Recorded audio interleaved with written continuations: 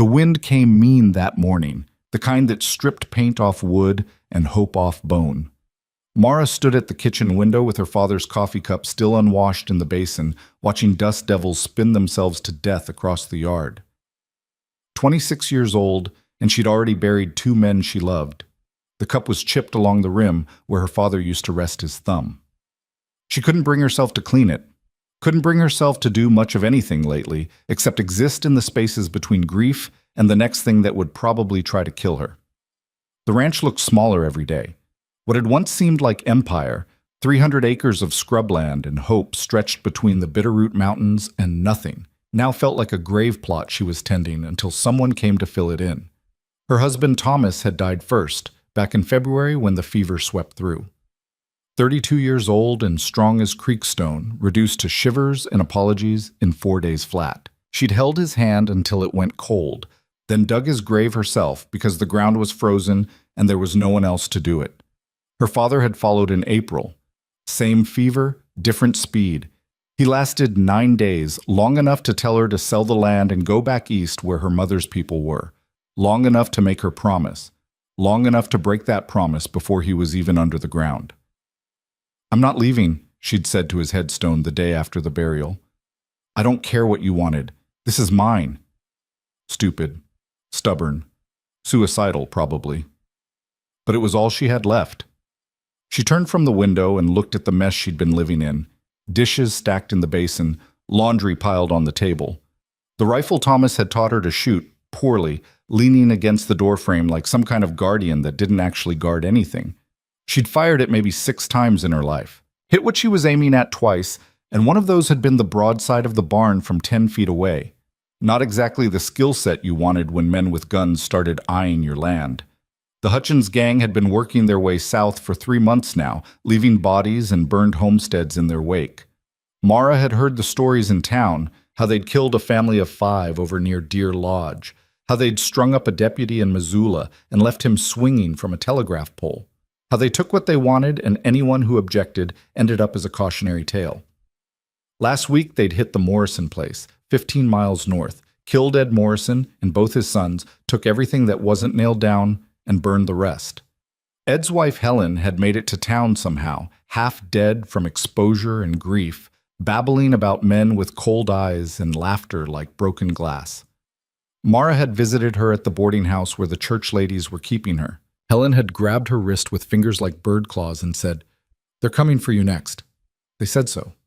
Said the widow on the Whitlock Ranch was next because there's no one to stop them. That had been 3 days ago. Mara hadn't slept since. She picked up the rifle, checked the chamber for maybe the 100th time that week, and set it back down. Her hands were shaking.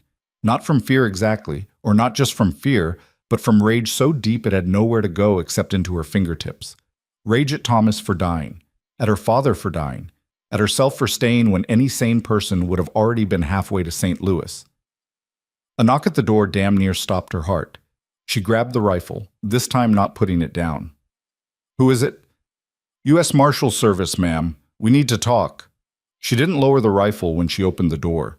2 men stood on her porch, both wearing trail dust and the kind of tired that went bone deep. The one who'd spoken was older, maybe 45, with silver threading through dark hair and eyes that had seen too much and believed too little. The other was younger, tall and lean, with a jaw that looked like it had been carved with a hatchet, and then left rough on purpose. The older one touched the brim of his hat. "Mara Whitlock? Who's asking?" "Marshal Samuel Beck. This is my deputy, Cole Brennan. We're tracking the Hutchins gang. Got word they might be headed this direction." "They already are," Mara said. "Helen Morrison told me I'm next. So if you're here to warn me, you're late. If you're here to help, where the hell have you been for the last 3 months while they carved their way across Montana?" Beck didn't flinch. "We've been following them. They're smart. They scatter after a raid, regroup in places we can't predict. By the time we hear about an attack, they're already 2 counties over." "Convenient." The younger one, Brennan, spoke for the first time. His voice was quieter than she expected, rougher. "We know where they are now, or we will, soon. They've been using a canyon about 20 miles from here as a staging ground. We've got a man inside who can get word to us when they move." "Good for you." Mara started to close the door. Beck put his boot against it. Not aggressive, just firm. Mrs. Whitlock, we're not here to warn you. We're here to ask for your help. She laughed, actually laughed, sharp and humorless. My help? I can barely shoot a rifle without bruising my shoulder. What exactly do you think I can help you with? Bait, Brennan said. The word landed between them like a stone. Mara looked from one man to the other. Beck's face was carefully neutral. Brennan's was harder to read. There was something in his eyes that might have been sympathy or might have been calculation. She couldn't tell which and didn't like either option. You want me to let them come here, she said slowly. You want me to stay on this ranch alone and wait for a gang of murderers to show up so you can, what, arrest them? Ambush them, Beck corrected. We'll be here, hidden. When they arrive, we take them. How many men do you have? 2, Beck said. Me and Cole. 2. Mara felt the laugh building again, this time edged with something that might crack into screaming if she let it. 2 men against how many? 6 in the gang, Brennan said. Maybe 7. Our information varies. So 3-to-1 odds. On my land. With me as the lure. She shook her head. No, absolutely not.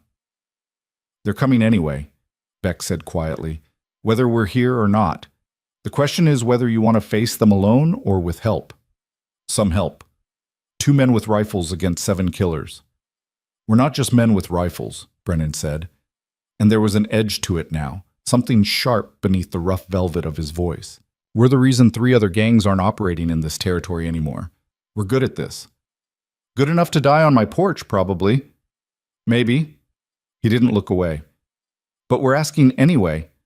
Mara stared at him, at both of them. Her hands had stopped shaking, but her heart was doing something complicated in her chest. Some combination of terror and fury, and a horrible creeping sense that she was about to make a decision that would define the rest of her life, however long that turned out to be. Why me? She asked. Why not set a trap somewhere else? Because they're coming here, Beck said.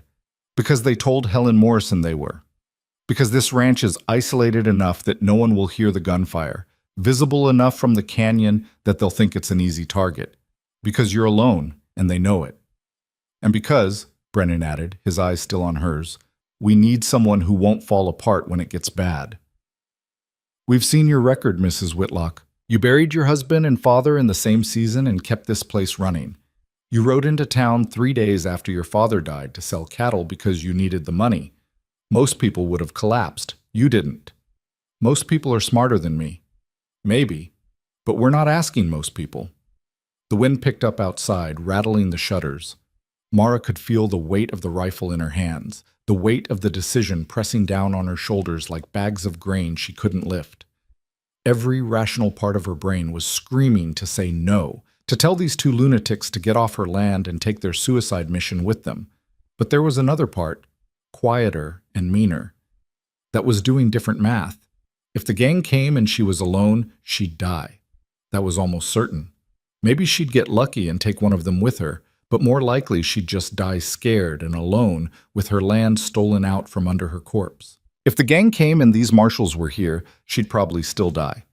But there was a chance, slim, knife-thin, barely worth calling a chance, that she wouldn't, that they'd win, that she'd survive and the men who'd murdered Ed Morrison and his sons would be the ones in the ground instead.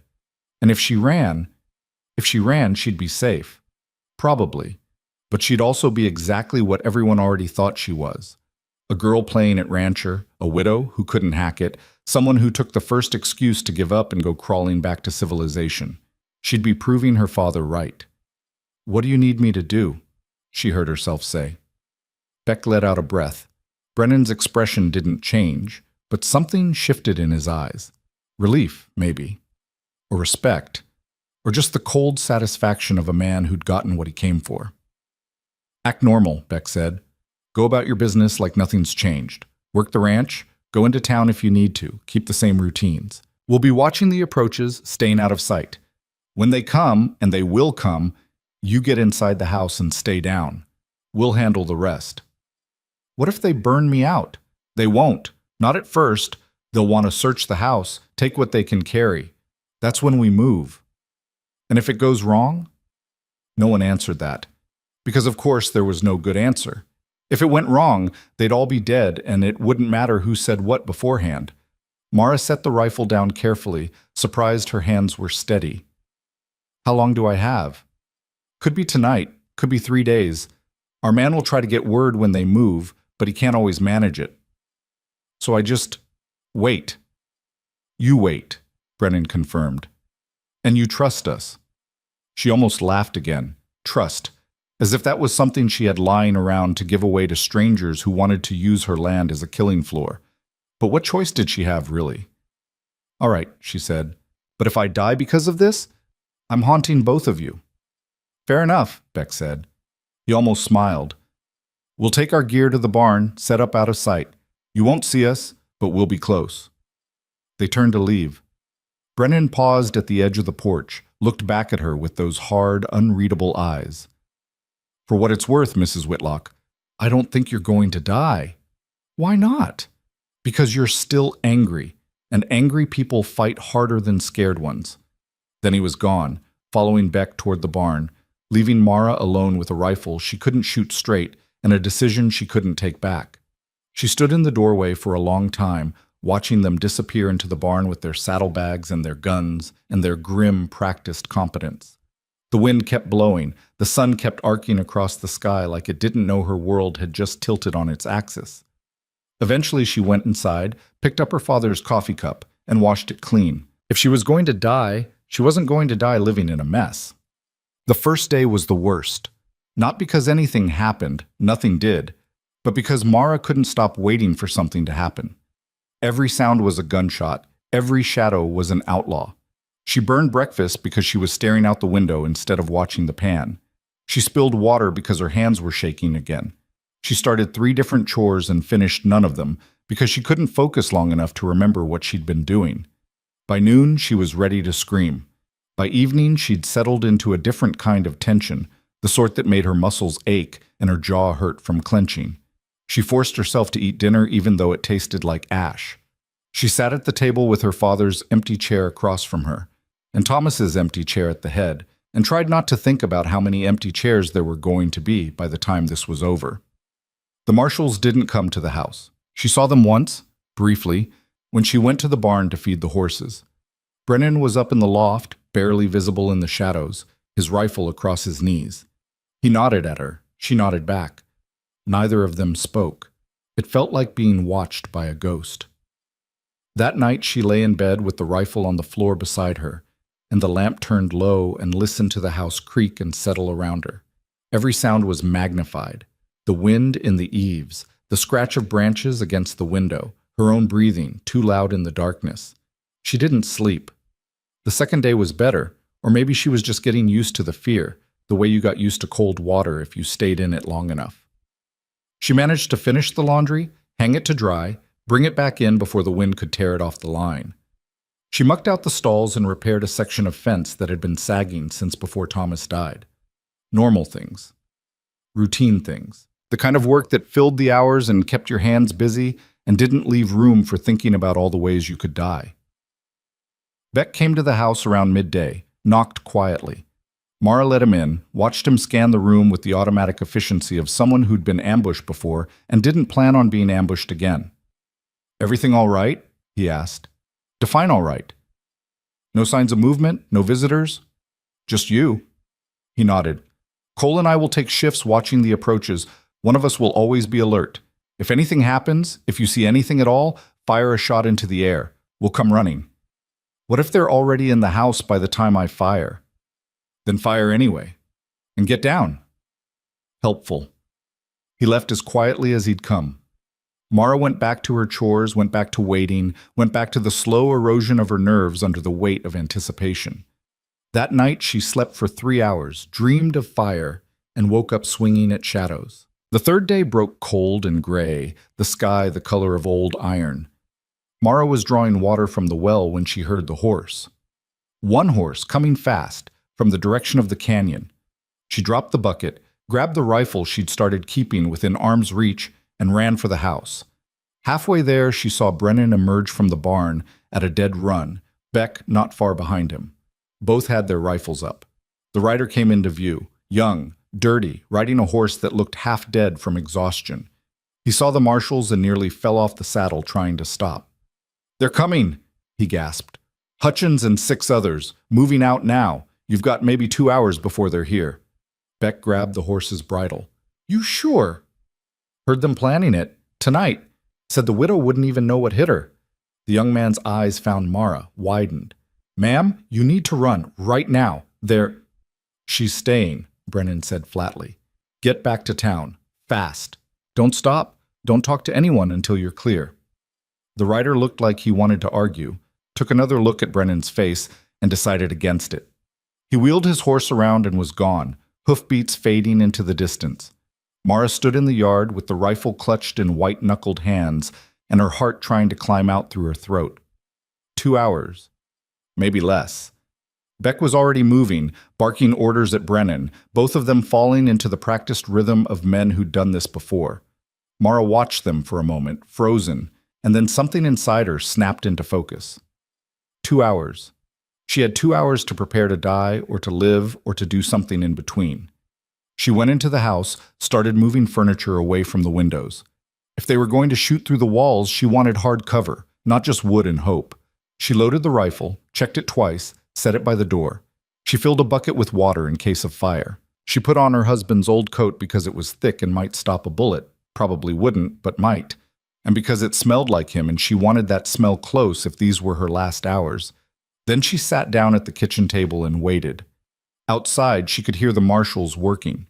The creak of the barn door, low voices, terse and focused. The mechanical sounds of men preparing for violence. The minutes crawled past like wounded animals. An hour. Mara paced the house, checked the rifle again, looked out the windows at the empty yard and the empty road, and the mountains standing indifferent against the gray sky. 90 minutes. Her hands had stopped shaking. That was either a good sign or a terrible one. 2 hours. Nothing. Mara stood at the window, staring at the road, willing something to happen because the waiting was worse than anything else could possibly be. And then, in the distance, she saw dust rising. 7 riders, moving at an easy lope, not hurrying. Why would they hurry? As far as they knew, there was just one woman here, alone and unarmed and helpless. Mara's breath came short and sharp. Her hands found the rifle without her telling them to. Outside, everything had gone silent. The marshals were in position, waiting. The riders got closer. She could see them now, individual shapes resolving out of the dust. Hard men on hard horses, bristling with guns and cruelty. They were laughing. Something cold and mean settled into Mara's chest. Not fear, not anymore. Something worse. Something that felt like her father's stubbornness, and her husband's quiet strength, and her own bone-deep refusal to be a victim in a story she didn't write. The riders were 100 yards out now, 75, 50. They were slowing, fanning out, surrounding the house. Mara stepped back from the window, raised the rifle, and waited for the world to catch fire. The first shot came from the barn, not from the outlaws, from Brennan, a single crack that split the air and dropped the lead rider from his saddle like a puppet with cut strings. For one frozen second, everything stopped. The outlaws staring at their fallen leader, the riderless horse screaming and bolting. Mara's finger tight on the trigger, her whole body coiled like a spring. Then all hell opened up. The outlaws scattered, guns coming up, returning fire at targets they couldn't see. Bullets punched through the barn walls, thudded into the dirt, shattered the kitchen window above Mara's head and showered her with glass. She dropped, crawled toward better cover, her ears ringing from the gunfire. Another shot from the barn. Another outlaw down, this one clutching his shoulder and screaming. Beck's rifle, Mara thought distantly. Or maybe Brennan's. She'd lost track of who was where. The outlaws were adapting fast, too fast, diving off their horses and using them for cover, laying down suppressing fire that turned the barn into a splintered wreck. One of them was shouting orders, a tall man with a scarred face and a voice like gravel. Hutchins, probably. The leader Helen Morrison had described. "Burn them out!" he roared. "Torch the barn!" No. Mara didn't think, didn't plan. She just moved. Up to the window, rifle to her shoulder, squinting through the smoke and dust at the man fumbling with a torch, his back to her as he focused on the barn. She fired. The rifle kicked like a mule. She'd forgotten to brace properly, and the stock slammed into her shoulder hard enough to bring tears to her eyes. But the shot went wide anyway, kicking up dirt 3 feet to the left of her target. The man spun around, saw her in the window, and grinned. "There's the widow!" he shouted.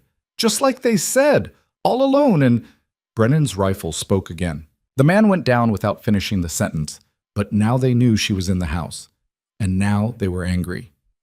2 outlaws broke toward the porch, firing as they came. Mara dropped below the windowsill, her heart hammering, trying to reload with hands that suddenly didn't want to work right. Bullets punched through the door, through the walls, through the shutters. The house was coming apart around her. She got the rifle loaded, came up, fired blind through the broken window. No idea if she hit anything. Didn't matter. Just needed to keep them back, keep them from reaching the door. A body hit the porch. Heavy boots. The door splintered inward.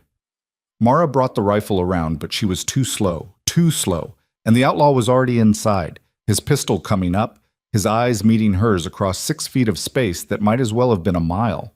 Time did something strange, stretched out. She could see the individual scratches on his gun barrel, the stubble on his jaw, the empty cruelty in his eyes that said he'd done this before and would do it again, and she was just another body in a long line of bodies. He was going to kill her. She knew it the way you know weather's changing, bone deep and certain. And then the world exploded. The outlaw's head snapped back, a red mist where his face had been. He dropped like a felled tree. Behind him, in the doorway, Brennan stood with his pistol smoking and his expression completely flat. Their eyes met. 1 second, 2. Then he was moving again, stepping over the body, grabbing Mara by the arm and hauling her toward the back of the house. "Stay low. They're regrouping." "What about Beck?" "He's pinned. North side. We need to flank them before they—" A window shattered in the back room. Glass and wood everywhere. Another outlaw coming through, this one younger, wild-eyed with fear or rage or both. He saw them and raised his rifle.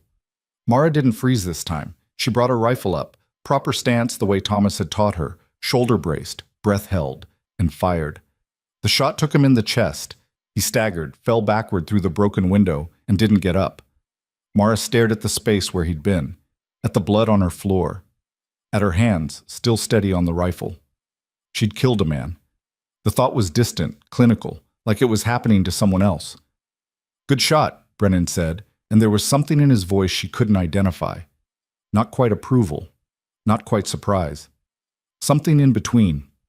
Then he was at the window, firing out at targets she couldn't see, and she was beside him, reloading mechanically, her mind gone quiet and strange and focused on nothing but the next shot, the next breath, the next second of staying alive.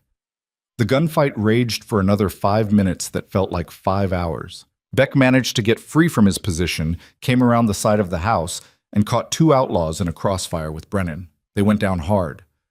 Another tried to run for the horses, and Mara, who'd only hit a target twice in her life before today, dropped him at 40 yards with a shot that surprised her as much as it did him. And then suddenly, it was quiet. Not peaceful. Never peaceful. But quiet in the way a storm is quiet after it's passed, leaving only wreckage and shell shock in its wake. Mara lowered her rifle. Her hands were shaking again, violent tremors she couldn't control. Her shoulder was screaming where the rifle had kicked it.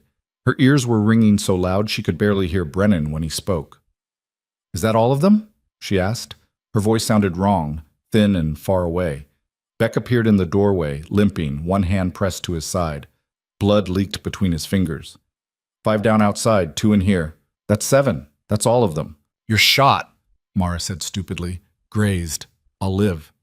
He looked around at the carnage, at the bodies, at the bullet-riddled walls of her home. "Hell of a thing." Brennan was checking the bodies, making sure they were actually dead and not just playing possum. Professional, thorough. He moved like violence was a language he spoke fluently. Mara stood in the ruins of her kitchen and tried to remember how to breathe normally. She'd stayed, she'd fought, and somehow, impossibly, she was still alive. The gang was dead. The threat was over, and she had no idea what happened next. Beck collapsed into the chair by the table, his hand still pressed to his side, blood seeping dark and slow between his fingers. Mara grabbed a clean dish towel, one of the last clean things left in the house, and pressed it against the wound before he could protest. "Let me see it," she said. "It's nothing. You're bleeding through your shirt. That's not nothing." He lifted his hand reluctantly, and she peeled back the fabric, wincing at what she found. A furrow along his ribs, deep enough to matter, but not deep enough to kill him if they got it cleaned and wrapped. She'd seen worse on ranch hands who'd tangled with barbed wire, but never one made by a bullet. "You're lucky," she said, already moving toward the cabinet where she kept the medical supplies. What was left of them, anyway. "Don't feel lucky," Beck muttered, but he didn't fight her when she came back with bandages and whiskey. Brennan was still outside, doing something with the bodies. Mara tried not to think about what that something was. She focused on Beck instead, on cleaning the wound with whiskey that made him hiss through his teeth, on wrapping it tight enough to hold, but not so tight he couldn't breathe. Her hands were steadier than they should have been. Maybe shock. Maybe the simple fact that this was a problem she could solve, unlike all the other problems currently surrounding her like wolves. "You did good," Beck said quietly as she worked. "Better than good. Most civilians would have frozen up or run. You didn't. Didn't have much choice. There's always a choice. You chose right." Mara tied off the bandage and stepped back, surveying her work. Not perfect, but it would hold. "How long before you can ride?" "I can ride now if I have to." "That's not what I asked." "Tomorrow morning," he admitted. "Maybe the day after. Depends on how much it bleeds." The door opened and Brennan came in, his boots tracking blood across the floor that was already streaked with it. He looked at Beck, at the bandages, and something passed between the two men that Mara couldn't read. "All accounted for," Brennan said.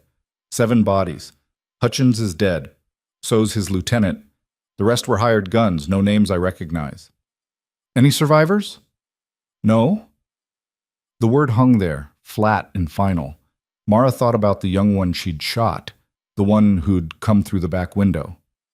Thought about his eyes, wide and shocked, the second before he fell. She waited for guilt to hit her, for remorse, for something that felt like what civilized people were supposed to feel when they killed another human being. It didn't come. Maybe it would later. Maybe it wouldn't come at all. Right now, all she felt was tired and wired at the same time, her body humming with leftover adrenaline that had nowhere to go. "What do we do with them?" she asked. "Bring them to town," Beck said. "Let the sheriff document everything. Send word to the territorial marshal's office. There'll be questions, paperwork, probably a hearing of some kind." "And me?" "You were defending your property, with witnesses." He gestured at Brennan. "Federal witnesses at that. You'll be fine." Fine. As if fine was something that existed anymore. Mara looked around her kitchen, what was left of it. Bullet holes in the walls, shattered windows, blood on the floor, some of it from the dead outlaws, and some of it from Beck, and all of it mixing together into dark pools that would stain the wood forever. The door hung crooked on its hinges.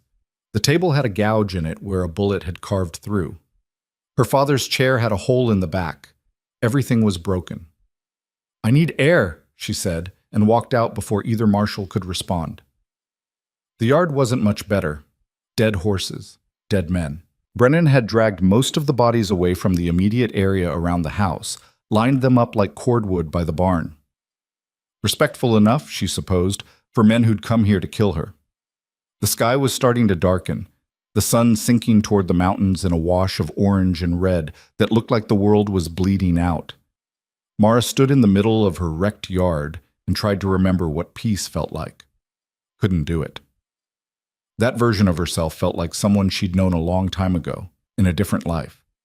Brennan came out of the house, moved to stand a few feet away, close enough to talk, far enough to give her space.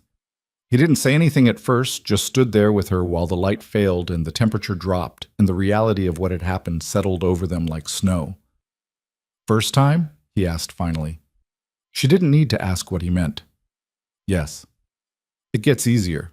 "Does it?" "No, but you learn to live with it." She looked at him then, really looked at him. His face was hard in the fading light, all angles and shadows. There was blood on his shirt collar. Not his blood, she thought. His hands were steady. His expression was unreadable. This was just another day for him. Another fight, another set of bodies, another mess to clean up before moving on to the next one. How many men have you killed? She asked. He didn't flinch from the question. Enough that I stopped counting. Most of them needed killing. Some of them probably didn't, but they drew on me anyway, and I'm still here and they're not. That's supposed to make me feel better? No. It's supposed to make you understand that what happened here wasn't about good and evil. It was about survival. They came to take your land and probably your life. You stopped them. That's all it is. That's all? That's all, he said quietly. The rest of it, the guilt, the justification, the wondering if you could have done something different, that's just noise. It'll eat you alive if you let it. Mara turned away, stared at the mountains going purple in the dusk. I don't feel guilty. Good. I feel angry. Even better. Angry keeps you sharp. And what happens when the anger runs out? Brennan was quiet for a long moment. When he spoke again, his voice was lower, rougher. Then you find something else to hold on to. A reason. A person. A piece of land worth keeping. He paused. You already did the hard part. Which part? Deciding to stay. They stood there as full dark came on, and eventually Mara went back inside to start cleaning up the blood. The next morning came gray and cold, the kind of cold that got into your bones and wouldn't leave. Mara woke on the floor by the fireplace where she'd eventually collapsed, sometime after midnight, her body one solid ache from shoulder to ankles. The rifle was still in her hands. She didn't remember falling asleep holding it, but apparently some part of her brain had decided that was necessary. Beck was asleep in her father's chair, snoring softly. Brennan was awake, sitting by the broken window with his own rifle across his knees, watching the road. He glanced over when she stirred but didn't speak. Mara got up, wincing at the protest from muscles she'd apparently discovered through violence, and went to start coffee. The routine of it helped. Water from the bucket, grounds from the tin, fire coaxed back to life in the stove. Simple things. Manageable things. You should have woken me for a shift, she said to Brennan. You needed sleep more than we needed 3 sets of eyes. Still nothing. You did enough yesterday. The coffee boiled and she poured 3 cups, brought one to Brennan, and left one by Beck's elbow. Kept the third for herself and wrapped her hands around it like it was the only warm thing left in the world. When do we go to town? She asked. This afternoon, probably. Give Beck some time to rest, let the horses recover. It'll take most of the day to get all the bodies loaded anyway. What about the ones from inside? Already moved them while you were sleeping. She took a sip of coffee, burned her tongue, didn't care. I should thank you. Both of you. You saved my life. You saved Beck's, Brennan said. That shot through the back window, the one you took. That man was flanking around to Beck's position. You stopped him. I didn't know that. Doesn't matter. You still did it. Beck stirred, opened one eye, spotted the coffee and reached for it like a drowning man reaching for rope. He took a long drink, made a sound of contentment, and opened the other eye. We still alive? For now, Brennan said. Good enough. He looked at Mara. How you holding up? I've been better. I've been worse. That's the spirit. He took another drink of coffee, grimaced as the movement pulled at his ribs. We need to talk about what happens next. I thought we were going to town. After that. The gang's dead, but this ranch is still isolated and you're still alone. Word's going to spread about what happened here. Some people will see it as a victory. Others will see it as an opportunity. Mara felt something cold settle in her stomach. You think more will come? I think you just became famous in a territory where being famous gets you noticed by people you don't want noticing you. So yes, maybe not immediately, maybe not for months, but eventually. So what am I supposed to do? Hire guards I can't afford, sell and run? You could come to town, Beck offered. Stay at the boarding house for a while. Let things settle. And let the ranch fall apart while I'm gone? Livestock needs tending. Fences need mending. There's 100 things that'll go to hell inside a week if no one's here. Better than being dead. Is it? She set her cup down harder than she meant to, coffee sloshing over the rim. I didn't stay here and fight just to give up the land anyway. If I wanted to do that, I would have left when you first showed up. Beck and Brennan exchanged another one of those looks that made Mara want to throw something at both of them. What? She demanded. Nothing, Beck said. Just, you remind me of someone. Who? My wife. Before she passed. Same stubbornness, same refusal to bend. He smiled, but it was sad around the edges. Drove me crazy. Also kept her alive through things that should have killed her. What happened to her? Cholera. 10 years ago. Nothing to fight, nothing to shoot, just sickness and bad luck. He took another sip of coffee. Point is, I understand not wanting to give up what's yours, but stubbornness only works if you live long enough for it to matter. I'll hire help, Mara said. A ranch hand, someone who can shoot. With what money? She didn't have an answer for that. The cattle sale had kept her afloat, but there wasn't much left after settling her father's debts. Hiring someone meant feeding someone, paying someone, trusting someone, all things she wasn't sure she could manage. Brennan stood, set his rifle down, and crossed to the stove to refill his coffee. I could stay. Both Mara and Beck stared at him. What? Mara said. I could stay, for a while. Help you get the place back in order, keep an eye on things. Make sure no one else gets ideas about easy targets. You're a federal marshal. On temporary leave, he corrected. I've got 2 months coming to me. Haven't taken a day off in 3 years. Beck can cover my duties. Beck looked like he'd been hit in the head with a board. Cole, what the hell? You said it yourself. She can't stay here alone, and she's not leaving, so someone needs to stay with her. He looked at Mara. Unless you object. Mara opened her mouth, closed it. Her brain was doing something complicated, trying to figure out if this was a genuine offer or a trap or some kind of obligation born out of guilt. Brennan's expression gave away nothing. He just stood there, waiting for an answer, like he'd offered to help fix a fence instead of upending his life to babysit a widow he'd known for 3 days. Why? She asked finally. Because you fought when you could have run. Because you're trying to hold on to something that matters. And because, he paused, something shifting in his eyes. Because I'm tired of watching good people lose to bad ones. The silence stretched out. Beck was shaking his head but not saying no. Mara was trying to decide if she was insulted or relieved or some combination of both. I can't pay you much, she said. Don't need much. The work's hard. Ranching isn't lawing. I grew up on a ranch. I know what it takes.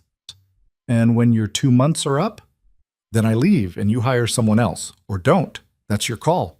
Mara looked at him. At Beck, who had stopped shaking his head and now just looked resigned. At the broken window and the blood-stained floor and the bullet holes in the walls. At the choice in front of her that wasn't really a choice because what were the alternatives? Stay alone and wait for the next threat. Leave and lose everything. Or accept help from a stranger who'd already proven he could keep her alive.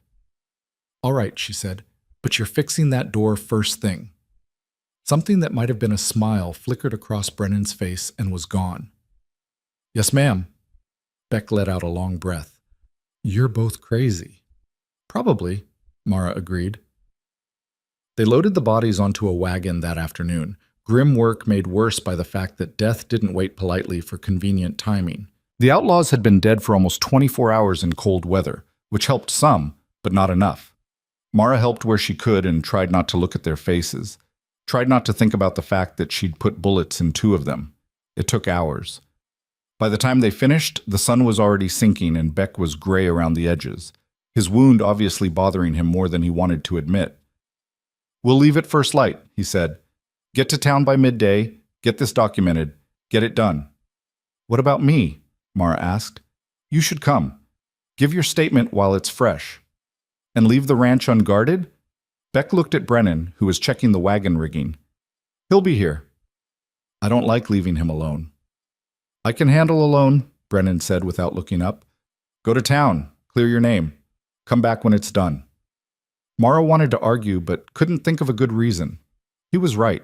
She needed to go, needed to get ahead of whatever story was going to spread, needed to make sure the official record showed her as the victim and not some kind of outlaw sympathizer who'd gotten caught in crossfire. Fine, she said.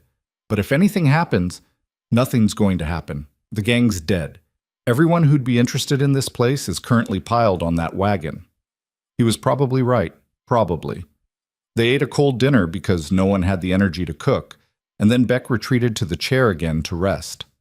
Mara tried to sleep and couldn't, her mind racing through everything that had happened and everything that hadn't happened yet. Eventually she gave up and went outside, found Brennan sitting on the porch steps with his rifle and a cigarette. "Thought marshals didn't smoke on duty," she said. "I'm on leave, remember?" She sat down next to him, not too close, and watched the smoke curl up into the darkness. The stars were out, sharp and cold and indifferent. "You don't have to do this," she said quietly. "I know." "So why are you?" He took a long drag, let the smoke out slow. "You ever have something you needed to prove, not to anyone else, to yourself?" "Every day since my husband died." "Then you understand." "Not really. What do you need to prove?" He was quiet for a long time, long enough that she thought he wasn't going to answer. Then, "That I can do something other than kill people and call it justice. That I can build something instead of just burning things down and moving on." "You've been a marshal for how long?" 12 years. "That's a long time to realize you don't like the work." "I like the work fine. I'm good at it. But that's the problem. I'm too good at it. It's become all I am." He flicked ash off the cigarette. "My brother runs a farm in Kansas, got married last year, has a kid on the way. Wrote me a letter asking when I was going to settle down, stop chasing ghosts, live a normal life. I didn't have an answer. And you think 2 months on a half-destroyed ranch in Montana is going to give you one? Maybe. Or maybe it'll just give me time to figure out what the question is." Mara pulled her coat tighter against the cold. "Fair warning, I'm not looking for a husband, or a partner, or whatever other ideas you might have." "Good. Because I'm not offering to be one." "Then what are you offering?" "Help. Just help. Nothing more complicated than that." She believed him. Or wanted to. Hard to tell the difference sometimes. They sat there until the cigarette burned down to nothing and the cold got too much to ignore. Then they went inside, Brennan to his watch and Mara to another failed attempt at sleep. The ride to town took 6 hours with the wagon loaded, Beck grimacing every time they hit a rut. Mara drove while Brennan rode alongside, his eyes never quite settling, always scanning the horizon for threats that didn't materialize. The bodies shifted and settled in the wagon bed with sounds that made Mara's stomach turn. The town was called Elkhorn, though as far as Mara knew, there hadn't been elk in the area for 20 years. It was small and getting smaller, the kind of place people passed through on their way to somewhere better. One main street, a handful of stores, a saloon that doubled as a hotel, and a sheriff's office that looked like it had been built during the previous administration and not maintained since. The sheriff was a man named Garrett, 60 if he was a day, with a gut that strained his vest buttons and eyes that had seen enough that nothing much surprised him anymore. He took one look at the wagon and let out a low whistle. "Heard there was trouble out at the Whitlock place," he said. "Didn't expect this much trouble." "The Hutchins gang," Beck said, dismounting with a grunt. "All of them. They hit Mrs. Whitlock's ranch yesterday. We were waiting." Garrett's eyes moved to Mara. "You all right, ma'am?" "I'm alive." "That's something." He looked at the bodies, at Beck's bandaged ribs, at Brennan's flat expression. "I'm going to need statements from all of you, detailed ones. And we'll need to send word to the territorial marshal. Let him know his most wanted gang just got themselves killed." "I'll write the report," Beck said. "But I need a doctor first." "Clara Simmons runs the clinic, 2 doors down. Tell her I sent you." Beck nodded and headed off, moving like every step hurt. Garrett gestured for Mara and Brennan to follow him into the office, a cramped space that smelled like old paper and older coffee. They spent the next 3 hours going over every detail. What the gang had done, when the marshals had arrived, how the ambush was planned, who shot who. Mara's hands started shaking again, somewhere around the part where she described killing the young outlaw through the back window, but she kept talking, kept getting it all out. The truth laid bare on Garrett's desk in words that sounded too small for what they were describing. When it was done, Garrett sat back and rubbed his face. "Hell of a thing. You did the territory a favor, all 3 of you. Hutchins and his boys have been terrorizing this area for months. A lot of people will sleep better knowing they're gone." "Will there be charges?" Mara asked. "Against you?" "No, ma'am. This was clear self-defense, defense of property. You had federal marshals as witnesses. If anything, you'll probably get a commendation from the territorial governor." He smiled, but it didn't quite reach his eyes. "You're a hero, Mrs. Whitlock." "I don't feel like a hero." "Heroes usually don't." They left the office as the sun was starting to set, the town settling into its evening rhythms. Beck was waiting outside the clinic, looking marginally better, his ribs rewrapped by someone who actually knew what they were doing. "Doctor says I'll live," he reported. "Said I should rest for a week. I told her that wasn't happening."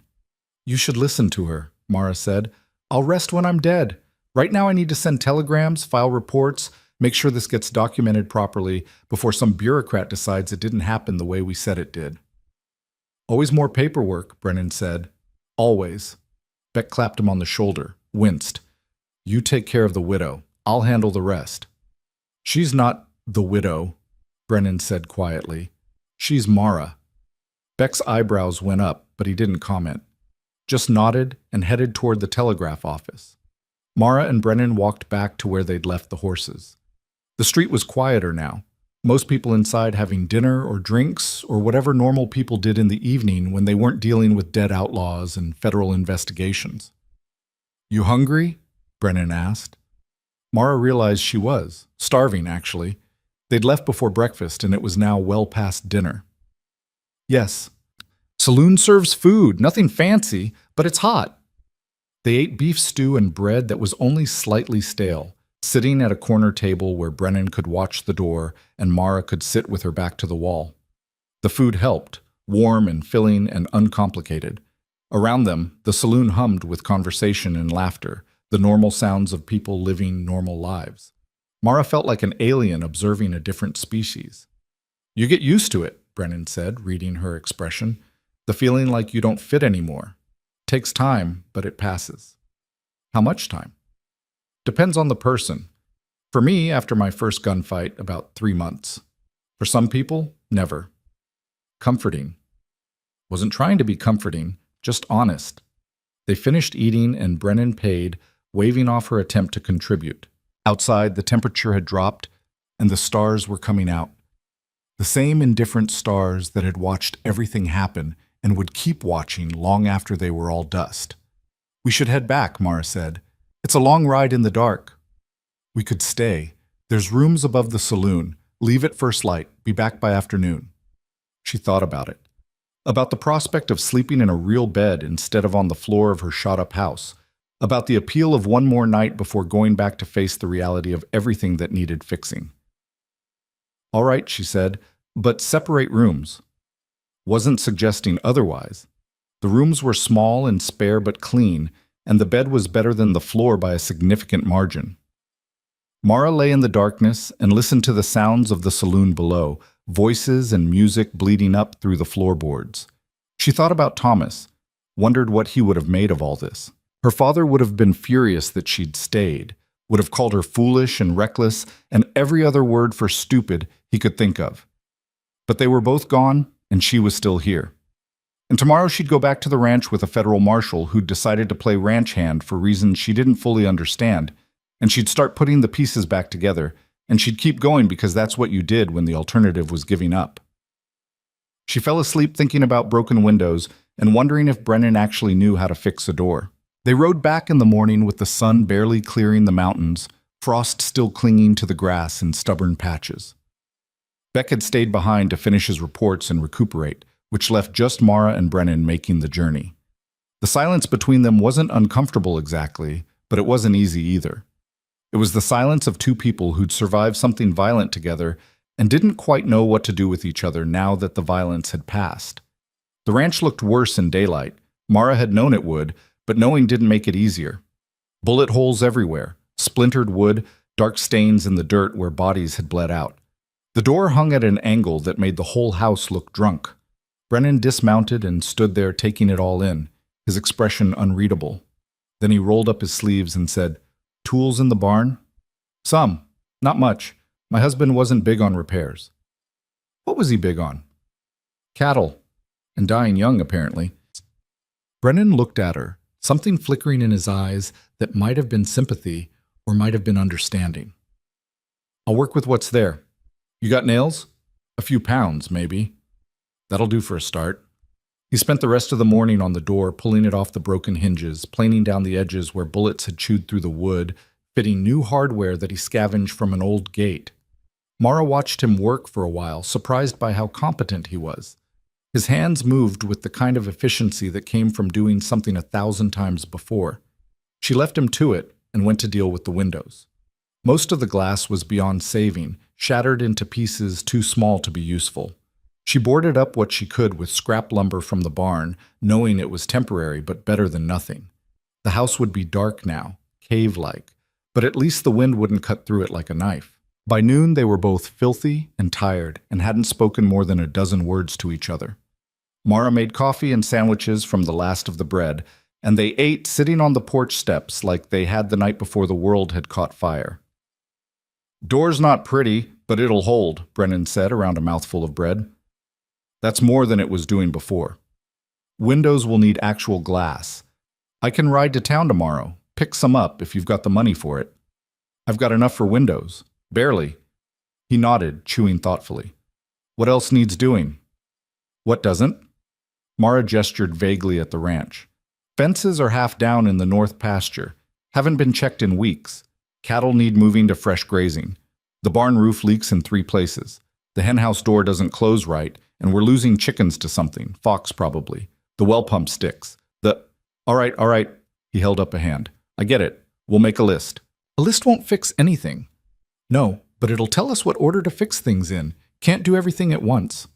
Mara wanted to argue, but couldn't find the energy. He was right, and she knew it. The ranch had been sliding toward ruin even before the shootout, held together by stubbornness and prayer, and not much else. Now it needed actual work, the kind that took time and effort and 2 functioning hands. They spent the afternoon on the fences, riding out to the north pasture where the posts had rotted and the wire had gone slack. It was mindless work, the kind that let your brain drift while your body stayed busy. Dig out the old post, set a new one, string the wire tight, move to the next section, over and over until your back ached and your hands were raw. Brennan worked without complaint, falling into the rhythm like he'd been doing it all his life, which, Mara supposed, he probably had at some point. He'd mentioned growing up on a ranch. She wondered what had happened to make him leave it for a marshal's badge and a life of chasing killers across the territory. "You ever think about going back?" she asked as they were setting a particularly stubborn post. "Back where?" "Your family's ranch, Kansas, you said." He drove the post down with 3 sharp blows from the mallet, tested it, nodded. "Sometimes. Usually when I'm cold and tired and wondering why I'm doing this instead of something sensible." "What stops you?" "Pride, mostly. I left on bad terms, told my father ranching was a slow death, and I wanted something that mattered. He told me I was an idiot and slammed the door in my face." Brennan moved to the next post hole, started digging. Turned out we were both right. Ranching is a slow death, but so is everything else, just at different speeds. You could write to him, tell him you were wrong. I wasn't wrong, just young and stupid. There's a difference. Is there? He looked at her over the shovel, something shifting in his expression. You ever leave on bad terms with someone and then they died before you could fix it? Mara thought about her father, about the promises she'd made and broken, about the disappointment in his eyes when he realized she wasn't going to sell the ranch and leave like he'd wanted. Yes. Then you know why I don't write. They finished the fences as the sun was starting to set, both of them too tired to do much more than stumble back to the house and collapse. Mara made beans and bacon for dinner, nothing fancy, but it was hot and filling. They ate in silence again, the quiet stretching out between them like wire. After dinner, Brennan went to check on the horses while Mara cleaned up. When he came back, he had his rifle and that look on his face that meant he was settling in for watch duty. You can't stay up all night every night, Mara said. You'll kill yourself. I'll sleep when you're awake. I'm awake now. Then I'll sleep later. He settled into the chair by the window, the same spot he'd occupied since the first night. Go to bed, Mara. I've got this. She wanted to argue, but her body had other ideas. Exhaustion hit her like a physical weight, dragging her down. She made it to her bedroom, didn't bother changing out of her clothes, and was asleep before her head fully hit the pillow. The days that followed blurred together into a routine of work and exhaustion and slow, incremental progress. Brennan rode to town and came back with glass for the windows, real glass that let light back into the house and made it feel less like a tomb. They fixed the barn roof, patched the hen house, moved the cattle to fresh pasture. They worked from sunup to sundown and sometimes past it, falling into bed too tired to think about anything except the next day's list of tasks. It should have been awkward, living with a man she barely knew. Should have been uncomfortable, but somehow it wasn't. Brennan kept to himself mostly, gave her space, didn't push into areas she didn't invite him. He slept in the barn loft even though she'd offered him her father's room. He cooked his own meals half the time and cleaned up after himself. He was there without being intrusive, present without being demanding. It was strange how quickly she got used to having him around. 2 weeks in, she found him in the barn trying to fix a broken harness, cursing quietly at the leather that wouldn't cooperate. She watched from the doorway for a minute, then said, "You're doing it wrong." He looked up, one eyebrow raised. "That's so." "Here." She took the harness from him, showed him the trick Thomas had taught her, how to work the leather so it bent instead of cracking. Their hands brushed in the exchange, and she pulled back quickly, suddenly aware of how close they were standing.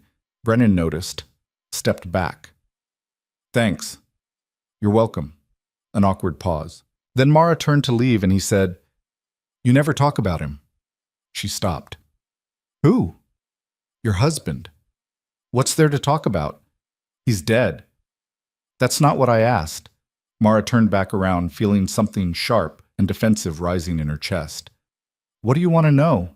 That we were happy?" "We were." "That I loved him?" "I did." "That I miss him?" "Every single day." "That I'd give anything to have him back?" "I would, but I can't, so what's the point in talking about it?" Brennan held up his hands. "No point. Just seemed like maybe you needed to." "I don't need anything except to keep this ranch from falling apart." "All right." "All right?" "All right," he repeated, calmer than she deserved. "I'm not trying to dig into places you don't want dug into. Just offering if you need it." Mara felt the anger drain out of her as quickly as it had come, leaving her tired and slightly ashamed. "I'm sorry. I didn't mean to snap." "Yes, you did. It's fine. I've been snapped at worse by better." Despite everything, she almost smiled. "You have a real talent for saying things that sound like compliments but aren't." "One of my many gifts." This time she did smile, just a little. Then she left him to his harness and went to start dinner, feeling off balance in a way she couldn't quite name. That night after they ate, Brennan asked, "You play cards?" "Some." "Why?" "Because we've been working ourselves half to death for 2 weeks, and neither of us has done anything that wasn't strictly necessary. Seems like maybe we could use an hour of not being quite so grim about everything." Mara looked at him, at the deck of cards in his hands, at the almost hopeful expression on his face that he was trying very hard to hide. "What are we playing for?" "Matches, unless you've got money you want to lose." "I don't have money to lose. Or to win." "Matches it is, then." They played poker at the kitchen table by lamplight, and Mara was terrible at it. Not because she didn't know the rules, but because apparently her face gave away everything she was thinking. Brennan took pity on her after the first 3 hands and started giving her pointers, which was how she figured out he was cheating. "You're dealing from the bottom," she said, pointing at his hands. "Am not." "Are too." "I saw you." "Prove it." She grabbed the deck from him and found the card she knew he'd palmed, held it up triumphantly. "This is proof." Brennan grinned, the first real grin she'd seen from him, and it transformed his whole face. Made him look younger, almost boyish. "Fine. You caught me. What are you going to do about it?" "Demand a rematch. With a new deck." "Don't have a new deck." "Then I guess you're going to have to lose on purpose to make it fair." "Not a chance." They played until midnight, arguing and laughing and forgetting for a few hours that the world outside was hard and unforgiving. When Mara finally called it quits, down about 40 matches and not caring, she realized she felt lighter than she had in months, maybe since before Thomas died. "Thank you," she said as she was getting up to go to bed. "For what?" "For this. For not letting everything be about survival." Brennan gathered up the cards, his expression going serious again. "Survival's important, but so is living. Can't do one without the other. She left him there and went to sleep thinking about the difference between surviving and living and wondering if maybe she'd been doing only one for too long. The fourth week brought trouble of a different kind. Mara was in the henhouse gathering eggs when she heard horses. Multiple horses, coming fast. Her first thought was outlaws. Her second thought was the rifle she'd left in the house. Her third thought was get to Brennan.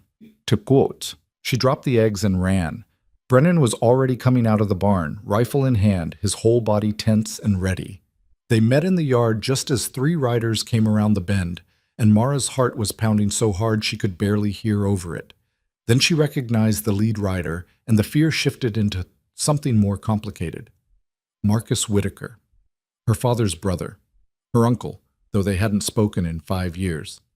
He pulled up short when he saw them, his eyes going from Mara to Brennan and back again. He was a big man, broad-shouldered and heavy through the middle, with a beard going gray and eyes that held too much judgment. "Marasha," he said, not bothering to dismount. "Marcus. Heard you had some excitement out here. Wanted to come see for myself that you were all right." "I'm fine." "So I see." His gaze shifted to Brennan again, lingering. "And who's this?" "Deputy Marshal Cole Brennan," Brennan said before Mara could answer. "I helped deal with the gang that attacked Mrs. Whitlock's property." "Helped deal with?" That's one way to put it. Marcus finally dismounted. His 2 companions, ranch hands from his place, Mara recognized, staying on their horses. "Heard you killed 7 men. That true?" "They needed killing," Mara said flatly. "I'm sure they did. I'm also sure your father would have had a fit seeing you mixed up in that kind of violence." "My father's dead, so's my husband. So I made my own decisions." Marcus's jaw tightened. "Decisions that include having a strange man living on your property? That what we're calling appropriate now?" Mara felt her temper flare. "Marshal Brennan is helping me repair the ranch, that's all. And even if it wasn't, it's none of your business. It's my business when my brother's legacy is involved. This ranch should have been sold months ago. Should have gone to family who could actually manage it instead of a girl playing at ranching." Brennan moved just slightly, but enough that he was now standing closer to Mara. His voice when he spoke was quiet and very, very dangerous. "I'd be real careful with what you say next, Mr. Whitaker." Marcus looked at him, something calculating in his eyes. "Or what? You going to shoot me too? Add me to your count?" "Marcus," Mara said, her voice shaking with rage, "get off my land. I'm trying to help you, trying to offer you a way out before you get yourself killed or worse. I'll buy the ranch from you fair price, and you can go back east where you should have gone in the first place." "No." Mara, "No, this ranch is mine. My husband left it to me. My father's buried here. I'm not selling, not to you, not to anyone. So you can take your offer and your judgment and get out." Marcus stood there for a long moment, his face reddening. Then he turned to his men. "Let's go. Can't help someone who won't be helped." He mounted up, but before he left he looked down at Mara with something that might have been pity or might have been disgust. "When this falls apart, and it will, don't come crying to me. Wouldn't dream of it." They rode off, and Mara stood there trembling with leftover adrenaline and fury. Brennan stayed quiet beside her until the hoofbeats had faded completely. "Family?" he asked finally. "Unfortunately." "Want to talk about it?" "Not even a little bit." "Fair enough." He started back toward the barn, then paused. "For what it's worth, you handled that better than I would have." "How would you have handled it?" "Probably would have shot him." Mara surprised herself by laughing, sharp and bitter, but still a laugh. Tempting. "Wouldn't recommend it. Paperwork's terrible." That night Mara couldn't sleep. She lay in bed staring at the ceiling and thinking about Marcus's words, about her father's disappointment, about all the ways she was apparently failing at a life she was barely managing to live.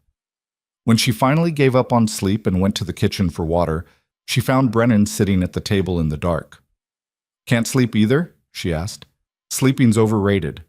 She sat down across from him, both of them just shapes in the darkness. "He's wrong, you know, Marcus. I'm not playing at this. I know what I'm doing." "I know." "Do you, or are you just being polite?" Brennan leaned forward, his face catching just enough moonlight that she could see his expression. It was serious, honest. I've seen people play at ranching. They last maybe 6 months before they give up and move on. You've lasted longer than that already, through circumstances that would have broken most people. You're not playing. You're fighting, and you're winning, even if it doesn't feel like it. It doesn't feel like winning. It never does when you're in the middle of it, but you're still here. The ranch is still standing. The cattle are still alive. That's winning. Mara looked at him across the darkness and felt something shift in her chest, something dangerous and complicated. Why are you really here, Brennan? I told you. No, the real reason. Not the one about proving something to yourself, the real one. He was quiet for so long she thought he wasn't going to answer. When he finally did, his voice was rough. Because I'm tired of losing people. Tired of showing up too late or not at all. Tired of making a career out of avenging the dead instead of protecting the living. And when I saw you standing in that yard with a rifle you could barely shoot, ready to die for a piece of land because it was all you had left. He stopped, shook his head. I couldn't walk away. Didn't want to. That's a terrible reason to upend your life. Probably, but it's the truth. They sat there in the darkness, the weight of honesty hanging between them like smoke. Mara should have been uncomfortable, should have been wary. Instead, she just felt seen in a way she hadn't been since Thomas died. I'm glad you stayed, she said quietly. Me too. The moment stretched out, fragile and tentative, and then Mara stood up. We should try to sleep. Morning comes early. Always does. She went back to her room and lay in bed thinking about second chances and the different shapes they came in. Thinking about a federal marshal who decided to play ranch hand because he was tired of losing people. Thinking about how sometimes the things that saved you weren't the things you'd been looking for at all. This time when she slept, she didn't dream of fire. The next 6 weeks passed in a blur of work and slow progress and moments of unexpected comfort.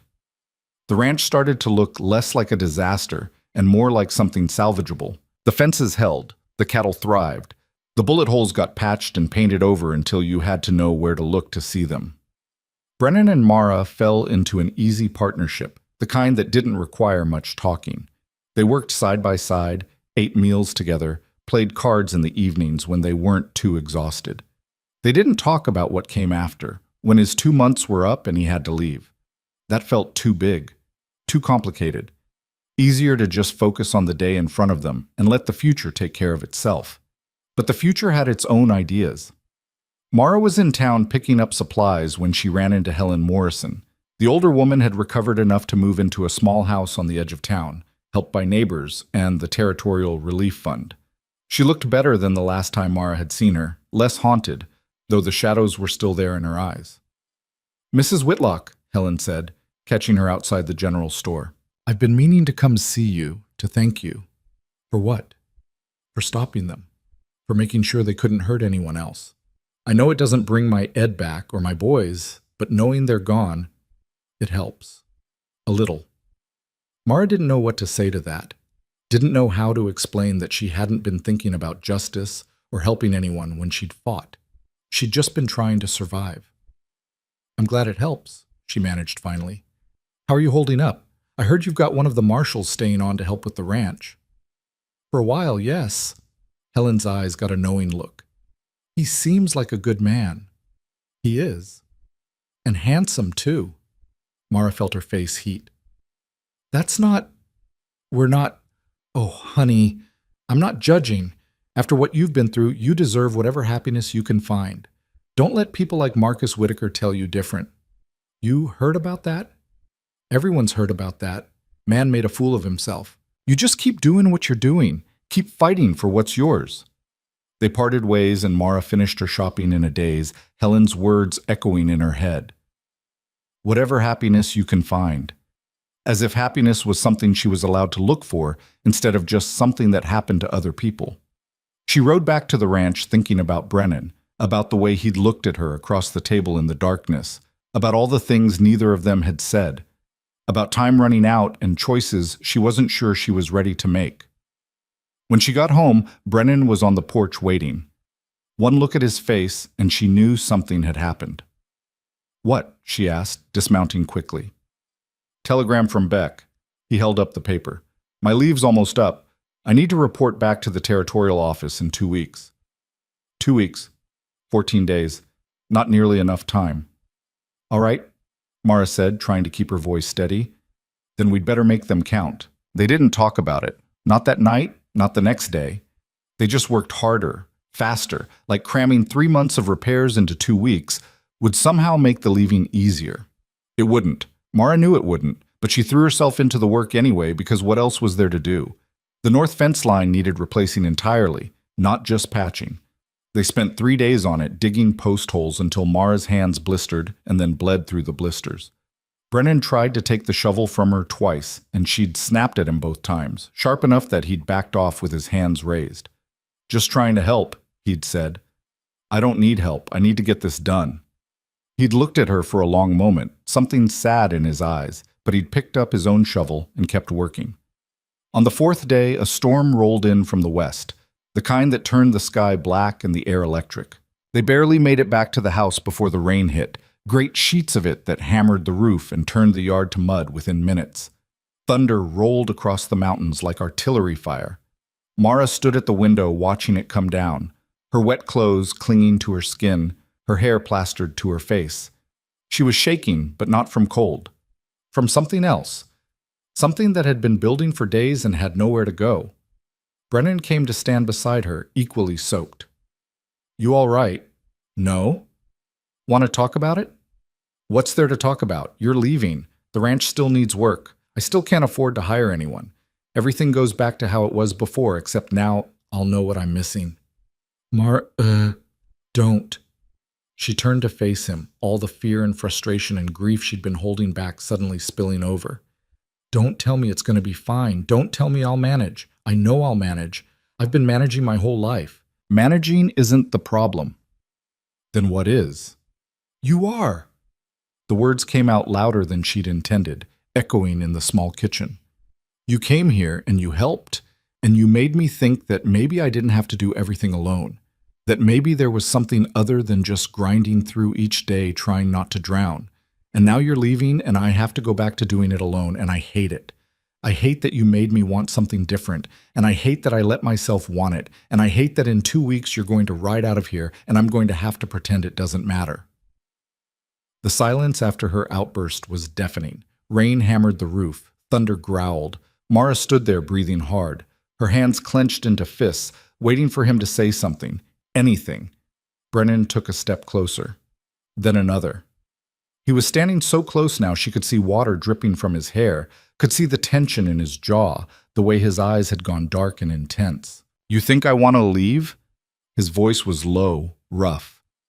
You think this has been easy for me? Coming here, working beside you, seeing how hard you fight for every inch of this place?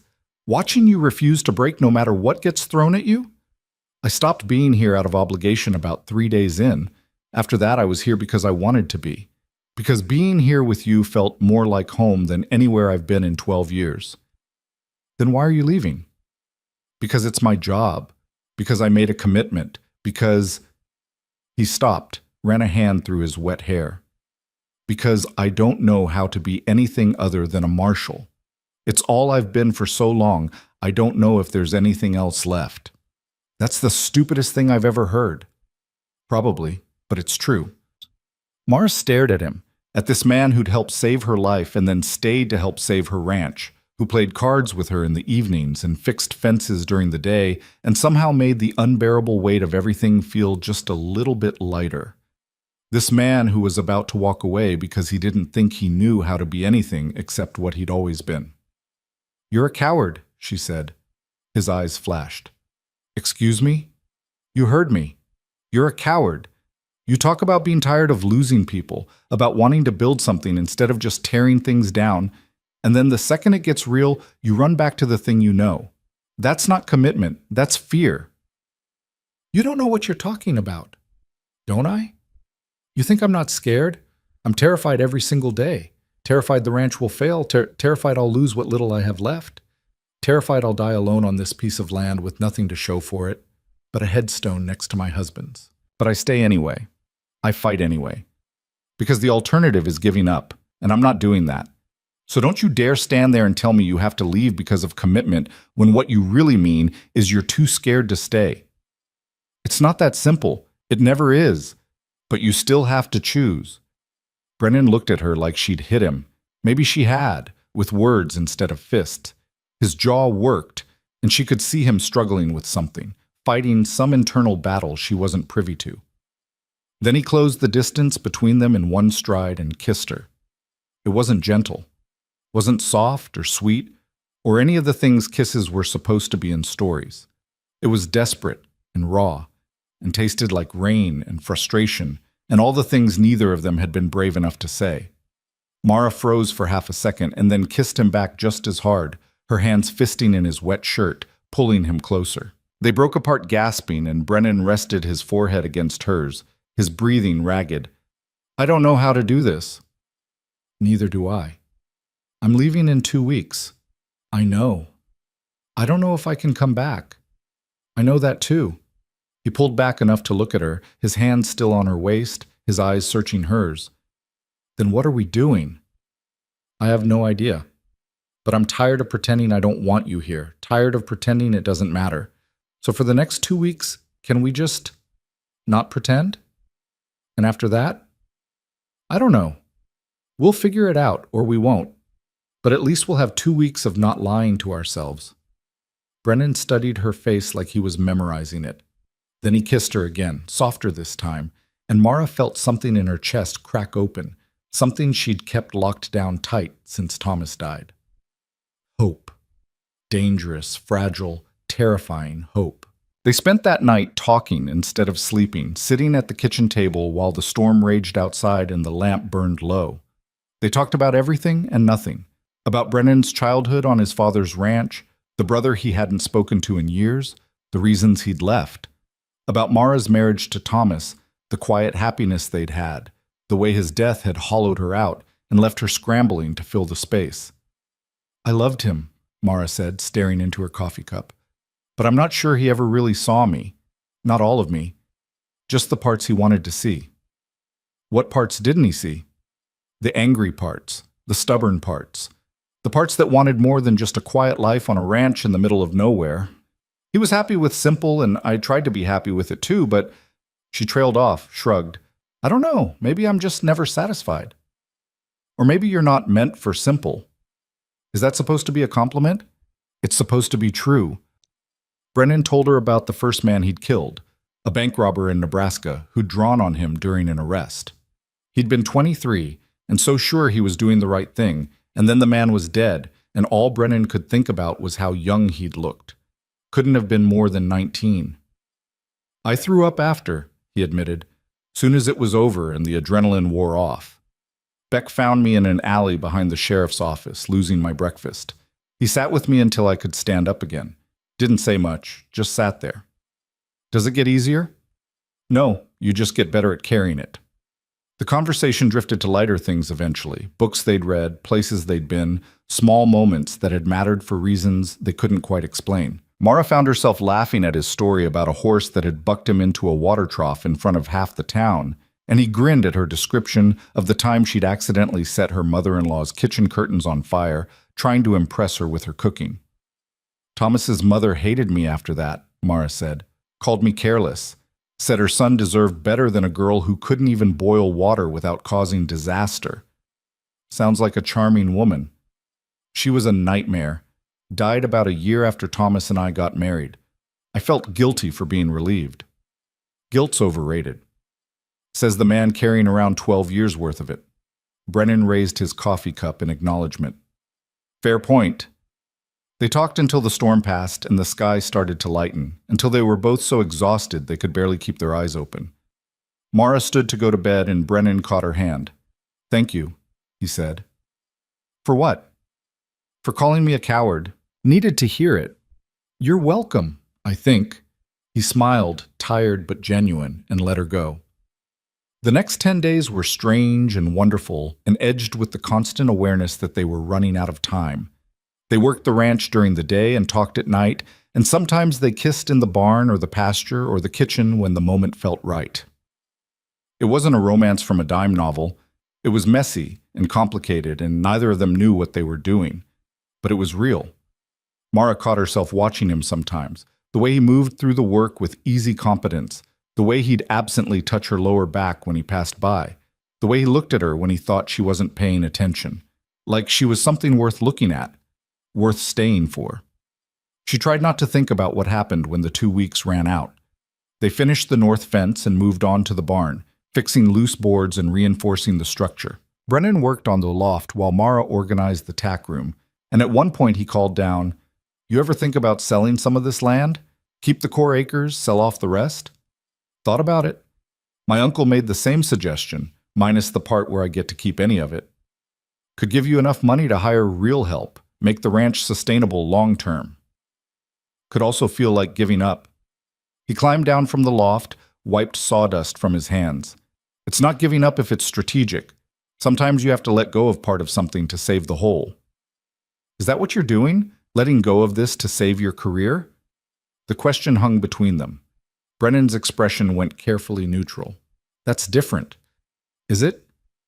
"My career is all I have." "No, it's not. You have a choice. You're just too scared to make it."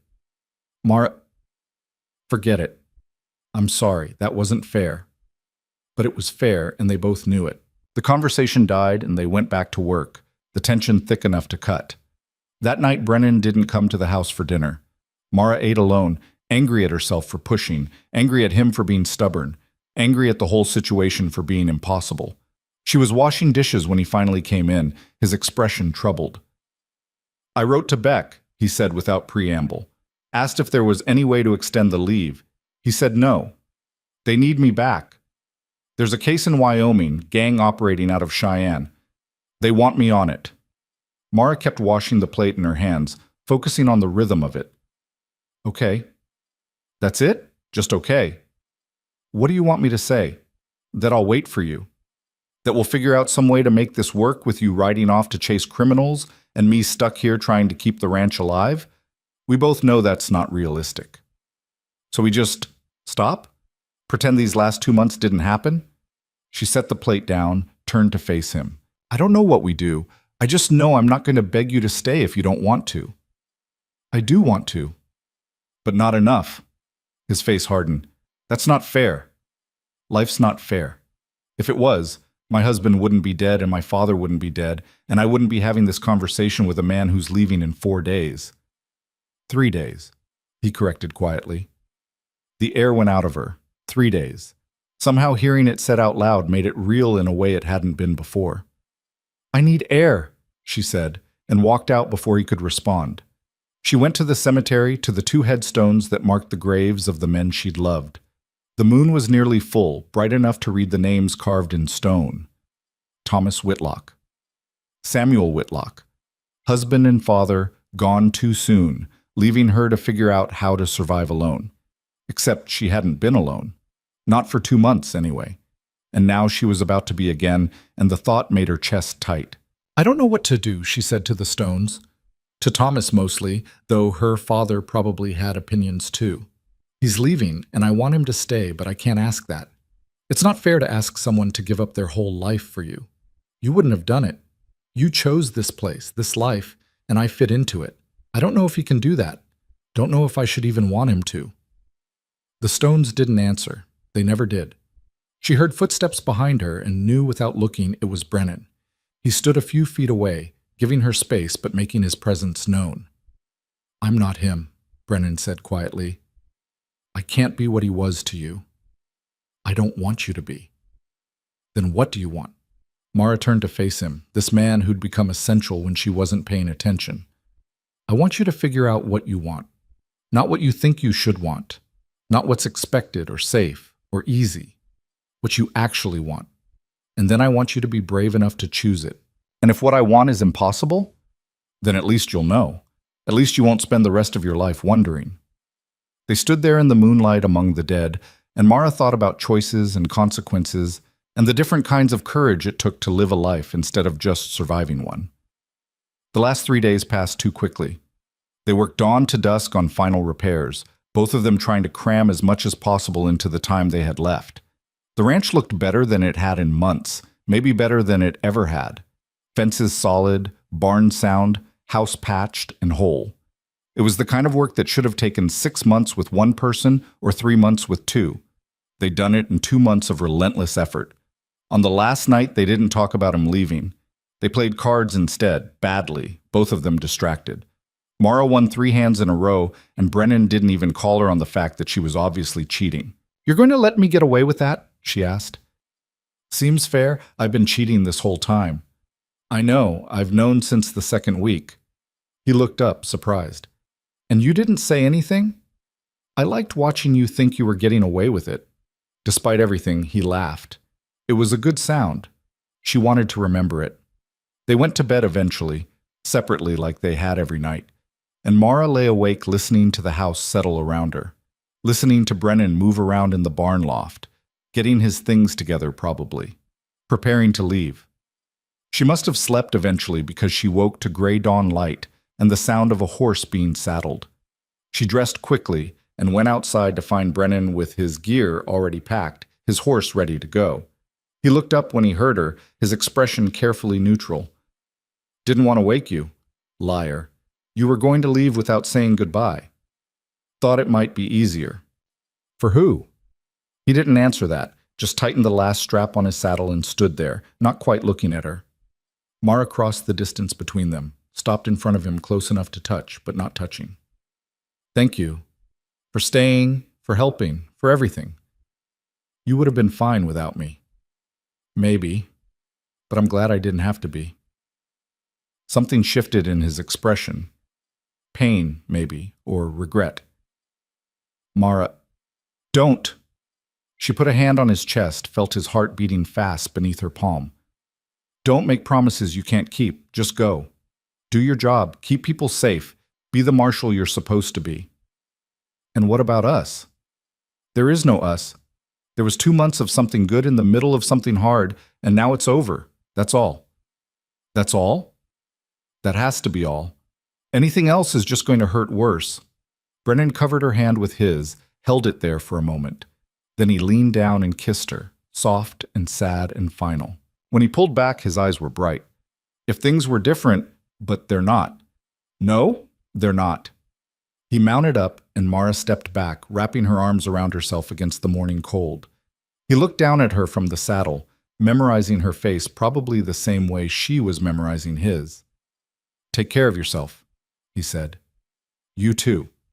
Then he turned his horse and rode away, and Mara stood in the yard watching until he was just a speck in the distance and then nothing at all.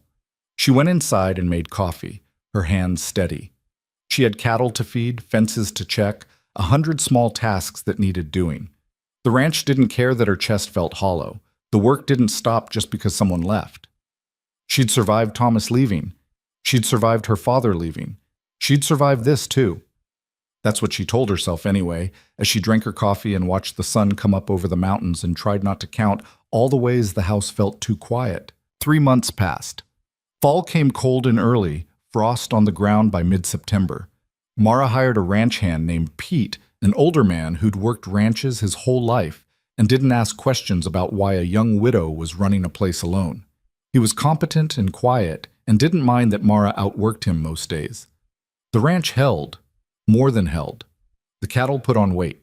The fences stayed solid. Mara sold a section of the south pasture to a neighbor for enough money to get through winter comfortably, and it didn't feel like giving up. It felt like making smart choices. She went to town once a week for supplies and gossip, and people treated her different now, with respect instead of pity. The widow who'd fought off the Hutchins gang, the woman who'd held her ground when everyone expected her to run. It should have felt good. Mostly, it just felt strange. Helen Morrison stopped by one afternoon with bread and an invitation to dinner. They sat on the porch, drinking coffee and watching the mountains go purple in the dusk. "You hear from that marshal?" Helen asked, casual like she was asking about the weather. "No." Shame. He seemed nice." "He was. But not nice enough to stay." Mara looked at her, at this woman who'd lost everything and somehow kept going. "Would you have wanted him to, if you were me?" Helen considered the question seriously. "Depends. If he stayed out of guilt or obligation, no. That would have poisoned it eventually, but if he stayed because he wanted to, because he chose you over everything else, that would have been worth it. He didn't choose me. No, but maybe he'll come back when he figures out what he did choose. And if he doesn't, then you keep going, same as always. It's what we do. Mara thought about that after Helen left, about the different kinds of strength it took to keep going after loss. She'd gotten good at it, too good maybe, but what choice did she have? The first snow came in early November, light flurries that didn't stick but promised worse to come. Mara was in the barn checking supplies when Pete came in looking troubled. "Rider coming," he said. "Looks like he's been on the trail a while." Mara's heart did something complicated. She followed Pete outside and saw the horse first, a gray she didn't recognize. Then the rider came into focus, and it wasn't Brennan. It was Beck, older and more tired-looking than she remembered. "Marshal Beck," she said, surprised. "What brings you out here?" He dismounted stiffly, favoring his right leg, the wound from the fight probably still bothering him. "Mrs. Whitlock, good to see you." "You too. Is everything all right?" "That depends." He looked around the ranch, nodding approval at what he saw. "Place looks good. You've done well." "Thank you, but you didn't ride all the way out here to compliment my fence work." "No." He pulled an envelope from his coat, handed it to her. "This is from Cole. He asked me to deliver it personally." Mara stared at the envelope like it might bite her. Her name was written on the front in handwriting she didn't recognize but somehow knew was Brennan's. Why didn't he come himself? "Because he's in Wyoming. Has been for the last 3 months, working that case I mentioned. It's been difficult. Lost 2 deputies already. The gang we're tracking is smart and mean, and they know the territory better than we do." Beck's expression was grim. "Cole asked for an extension of his assignment, said he wanted to see it through. I approved it. So he's staying in Wyoming. For now." Mara looked at the envelope in her hands, feeling something cold settle in her stomach. Then why send this? Read it and find out. She almost told him to take it back, that she didn't want to read whatever Brennan had written, that it was easier to just let him be gone and get on with her life. But curiosity won out over self-preservation. It usually did. "Come inside," she said. "I'll make coffee." Beck settled at the kitchen table while Mara put the kettle on, the envelope burning a hole in her pocket. When the coffee was ready, she poured 2 cups, sat down across from Beck, and finally opened the letter. The handwriting was neat, careful, like he'd taken time with it. "Mara, I'm not good at this. At saying things that matter. 12 years as a marshal and I can write a crime report in my sleep, but personal letters might as well be in another language. So I'll just say it straight. I made a mistake leaving. I knew it before I was 5 miles from your ranch, and I've known it every day since. I told myself I was doing the right thing, honoring my commitment, being the man I was supposed to be. Truth is, I was scared. You were right about that. Scared of wanting something different, scared of failing at it, scared that if I tried to be anything other than a marshal, I'd find out there was nothing else there. The case in Wyoming is bad. 3 months in, and we're not much closer to catching them than we were at the start. Men are dying, good men, and every time I strap on my gun and ride out, I think about what you said, about building things instead of just tearing them down, about choosing what I want instead of what's expected. I want to come back. I want to help you run that ranch and fix fences and play cards in the evenings and build something that lasts. I want to stop being the man who's always leaving and start being the man who stays. But I can't. Not yet. Not until this job is done and I can walk away from it clean. Beck says that could be another 6 months, maybe longer. I know that's not fair to you. I know I have no right to ask you to wait, but I'm asking anyway. Not for a promise. Not for a commitment. Just for the possibility that when I'm finally done being a marshal, there might still be a place for me on that land you fought so hard to keep. If there's not, I'll understand. You deserve better than someone who took 3 months to figure out what was right in front of him. But if there is, I'll come back. That's a promise I can keep. Mara read it twice, then a third time, her hands shaking slightly. Beck watched her over his coffee, his expression unreadable. He means it, Beck said quietly. In case you're wondering, I've known Cole Brennan for 10 years, never seen him write something like that. Never seen him want anything except the next arrest, the next case. Whatever happened between you two changed him. Changed him enough to come back? Eventually, if you'll have him. Mara set the letter down, stared at it like it might rearrange itself into something easier to understand. 6 months. Maybe longer. Maybe shorter. Or maybe he finishes this case and realizes he can't walk away from the work after all. No guarantees. No guarantees, she echoed. That's supposed to be enough? That's up to you. She thought about it. About 6 months of waiting, of wondering, of keeping the door open for someone who might never walk back through it. About the possibility of building something real with a man who'd already left once and might leave again. About all the ways it could go wrong. And then she thought about the way Brennan had looked at her in the darkness after the fight. The way he'd stayed when he could have left. The way his hands had been gentle fixing her door and fierce holding a rifle and careful touching her face. She thought about hope. Dangerous, fragile hope. Tell him yes, she said. Beck's eyebrows rose. Just like that? Just like that. Tell him I'll be here. No promises, no guarantees. Just here. If he comes back, we'll figure out what that means. If he doesn't, I'll survive. I'm good at that. You are, Beck agreed. He finished his coffee, stood to leave. For what it's worth, I think he'll come back. Man doesn't write a letter like that unless he's already made his choice. Maybe. We'll see. After Beck left, Mara stood in the yard watching the snow start to fall in earnest, the first real snow of the season. She read Brennan's letter one more time by lamplight, then folded it carefully and put it in the drawer where she kept her important papers. 6 months. She could wait 6 months. She'd waited through worse. And if he didn't come back, well, the ranch would still be here. The work would still be here.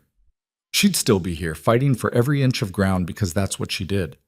But somewhere in the back of her mind, in a place she didn't examine too closely, she let herself imagine it. Brennan riding back up that road, hanging up his marshal's badge for good, choosing the life they could build together over the life he'd always known. It was a dangerous thing to imagine, but she did it anyway and went to sleep that night with something that felt almost like peace. Winter hit hard that year. By mid-December, the snow was 3 feet deep in places, and the temperature hadn't climbed above freezing in 2 weeks. Mara and Pete spent their days breaking ice on the water troughs, checking the cattle for frostbite, hauling feed through drifts that came up to their knees. It was brutal, relentless work that left no room for thinking about anything except survival. Which was good. Thinking led to wondering, and wondering led to counting the days since Brennan had left, and that path didn't go anywhere useful. She'd gotten one more letter in early December, delivered by a mail carrier who'd looked half-frozen and wholly miserable. The letter had been short. Still here, still working. Gang hit a bank in Laramie last week, killed 2 people. We're close now. I can feel it. Beck says another month, maybe 2. I hope he's right. I hope you're staying warm. I hope you haven't changed your mind. She hadn't written back. What was there to say? That she was fine, the ranch was fine, everything was fine except for the part where she was waiting for a man who might never come back. That felt too vulnerable, too much like admitting she needed him when she'd spent her whole life proving she didn't need anyone. So she'd folded the letter with the first one and kept working. Christmas came and went quietly. Helen invited her to dinner at the boarding house where half the town had gathered, and Mara went because staying alone on the ranch felt too much like admitting defeat. The food was good, the company was warm, and she managed to smile and make conversation and pretend she wasn't thinking about last Christmas when Thomas had still been alive, and her father had carved the turkey, and everything had been simpler. Not better, necessarily, just simpler.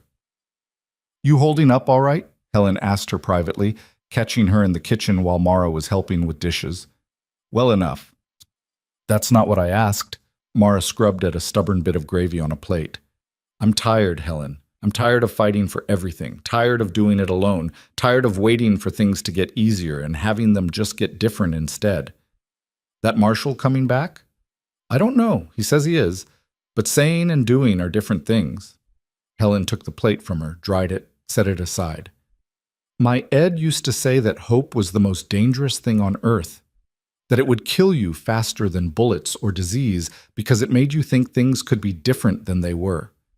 I told him he was wrong. Hope's what keeps you breathing when everything else is telling you to stop.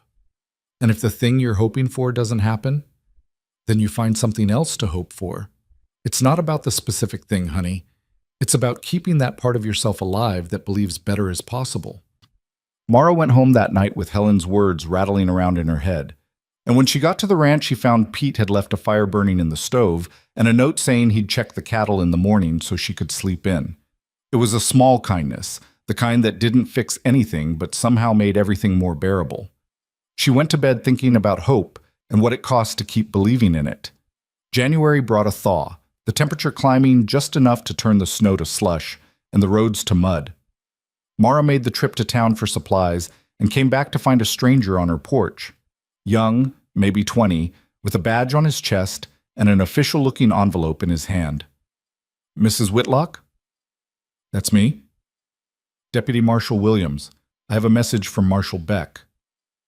Mara's heart did something complicated. She took the envelope with hands that wanted to shake and managed not to let them. "Is Cole all right?" The young deputy's expression flickered. "He was when I left Cheyenne 3 days ago, but the situation's changed. Marshal Beck thought you should know." She opened the envelope standing right there in the cold, too impatient to wait. Beck's handwriting, sharp and efficient. "Mara, the Wyoming gang is cornered. We got word they're holed up in a canyon outside Buffalo, planning one last big score before they scatter. We're moving on them tomorrow at dawn. It's going to be bad. Odds aren't good. Cole wanted me to tell you that if something happens to him, he doesn't regret coming to your ranch. Said it was the best 2 months of his life, and if he had to do it over, he'd make the same choice. I told him he was being morbid and dramatic. He told me to write the letter anyway. If you don't hear from us within a week, assume the worst. If you do hear from us, well, maybe he'll be the one delivering the message." Beck-Mara read it twice, the words blurring slightly. Deputy Williams was watching her with the uncomfortable expression of someone who delivered bad news and wasn't sure what to do about the recipient's reaction. "When did he write this?" she asked, keeping her voice level. 5 days ago. They were moving out when I left." 5 days. The fight could already be over. Brennan could already be dead, bleeding out in some frozen canyon while she stood here reading about it after the fact.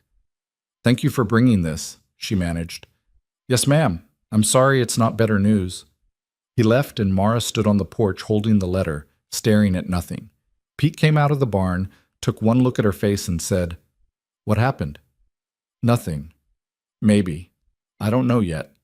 She told him about Brennan, about Wyoming, about the fight that was happening or had already happened, and the fact that she had no way of knowing which. Pete listened without interrupting, his weathered face sympathetic. "Not much you can do except wait," he said finally. "I'm so tired of waiting." "I know, but that's all there is right now." She went inside and tried to work, tried to keep her hands busy and her mind occupied. It didn't work. She kept thinking about Brennan riding into that canyon, kept imagining all the ways it could go wrong. Bullets and blood and him lying in the snow, wondering if she'd gotten the message. "A week," Beck had said. 7 days before she could assume the worst. She started counting. The days crawled past like wounded animals. Mara threw herself into work with a desperation that worried Pete enough that he started making excuses to check on her more often than necessary. She fixed things that didn't need fixing, reorganized the barn, rode out to check fences in weather that was too cold for it. Anything to keep moving, keep busy, keep from thinking about day 6 turning into day 7, turning into day 8 with no word. On the 5th day, Helen showed up with bread and determination.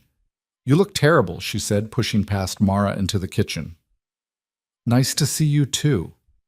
"I'm serious. When's the last time you slept?" "I sleep." "When's the last time you slept more than 2 hours at a stretch?" Mara didn't answer that.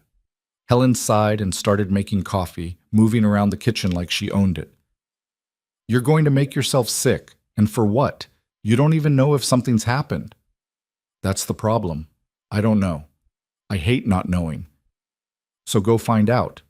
Mara stared at her. "What?" "You heard me. If waiting is killing you, stop waiting. Ride to Wyoming. Find out what happened. At least then you'll know." That's crazy. It's a week's ride minimum, probably longer in this weather. And what am I going to do when I get there? I'm not a marshal. I can't help with whatever's happening. You can be there. You can know. That's got to be better than sitting here driving yourself insane. I can't just abandon the ranch. Pete can handle it for a week. He's been handling ranches longer than you've been alive. Stop making excuses and admit you're scared. Of course I'm scared. I'm terrified. What if I ride all that way and he's already dead? What if I get there just in time to watch them bury him? Helen set down the coffee pot, came to stand in front of Mara with her hands on her hips. And what if you don't go and you never know? What if you sit here for the rest of your life wondering if maybe you could have made a difference? Could have been there when it mattered? I'm not a hero, Helen. I'm just someone who got lucky once. Luck, nothing. You're someone who fights, so fight for this. Fight for him the way you fought for this ranch. Mara looked at this woman who'd lost everything and somehow found the strength to keep believing in things, and felt something crack open in her chest. Helen was right. Sitting here waiting was its own kind of death. At least if she went, she'd be doing something, making a choice instead of letting circumstance choose for her. I'd have to leave tonight, she said slowly. Take the best horse, pack light, ride hard. Maybe make it in 5 days if the weather holds. So do it. Pete will think I've lost my mind. Pete will understand. Everyone understands fighting for what matters. Mara made the decision in the space between one breath and the next. All right, I'm going. Help me pack. They worked quickly, efficiently. Warm clothes, dried food, a bedroll, ammunition. The rifle and her father's old revolver that she'd never learned to shoot well, but carried anyway. Helen raided her own pantry for extra supplies while Mara saddled the bay gelding Thomas had bought the year before he died, the strongest horse on the ranch. Pete found them as Mara was tying down her gear. He looked at the packed horse, at Mara's determined expression, and shook his head. You're going after him. I'm going to find out what happened. There's a difference. Not much of one. You know this is crazy. So I've been told. He was quiet for a moment, then reached into his pocket and pulled out a small leather pouch. Emergency money. For supplies or a doctor or whatever you need. Don't argue, just take it. Mara felt her throat tighten. Pete, take it, and come back safe. Ranch will be here when you get back. I'll make sure of it. She took the pouch, tucked it carefully into her coat. Thank you. Don't thank me, just don't get yourself killed. I'm too old to train another boss. Despite everything, she smiled. Then she mounted up, looked down at Helen and Pete standing in the yard, and felt a surge of gratitude for these people who decided she was worth helping. I'll be back, she said. You better be, Helen replied. Then Mara turned the horse toward the road and rode out into the gathering dusk, leaving the ranch behind for the second time in her life and hoping she'd make it back for the third. The ride was brutal. 5 days in winter on horseback, pushing through mountain passes and across frozen plains where the wind cut through every layer of clothing like it had a personal grudge. Mara stopped only when the horse needed rest, sleeping in her bedroll under whatever shelter she could find, eating dried meat and hardtack, and trying not to think about frostbite. On the third day, she rode through Buffalo and got directions to the marshal's office. The deputy there, not Williams, someone older with tired eyes, looked at her like she'd grown a second head when she asked about the gang fight. That was 2 weeks ago, ma'am. All wrapped up. Her heart stopped. What happened? Marshals caught them in the canyon like they planned. Fight lasted about 20 minutes. 3 gang members dead, 4 in custody. 2 deputies wounded, 1 marshal. He consulted a ledger. Marshal Brennan took a bullet to the shoulder. Touch and go for a few days, but the doc says he'll make it. Mara had to sit down. The deputy brought her water and looked concerned. You all right? Where is he, Brennan? Where is he now? Recovery house on 3rd Street, Doc Morgan's place. But, ma'am, visiting hours are... She was already out the door. The recovery house was a converted boarding house that smelled like carbolic and suffering. A nurse tried to stop her at the front desk, but Mara pushed past with a determination that made the woman decide it wasn't worth the fight. She climbed the stairs 2 at a time, checking rooms until she found him. Brennan was in a bed by the window, his shoulder heavily bandaged, his face pale but alive. So alive. He was asleep, breathing steady, and Mara stood in the doorway just looking at him for a long moment. Then his eyes opened. They stared at each other. He looked like he thought he might be hallucinating. Mara? She crossed to the bed, sat down hard in the chair beside it. You're alive. Mostly. His voice was rough, unused. What are you doing here?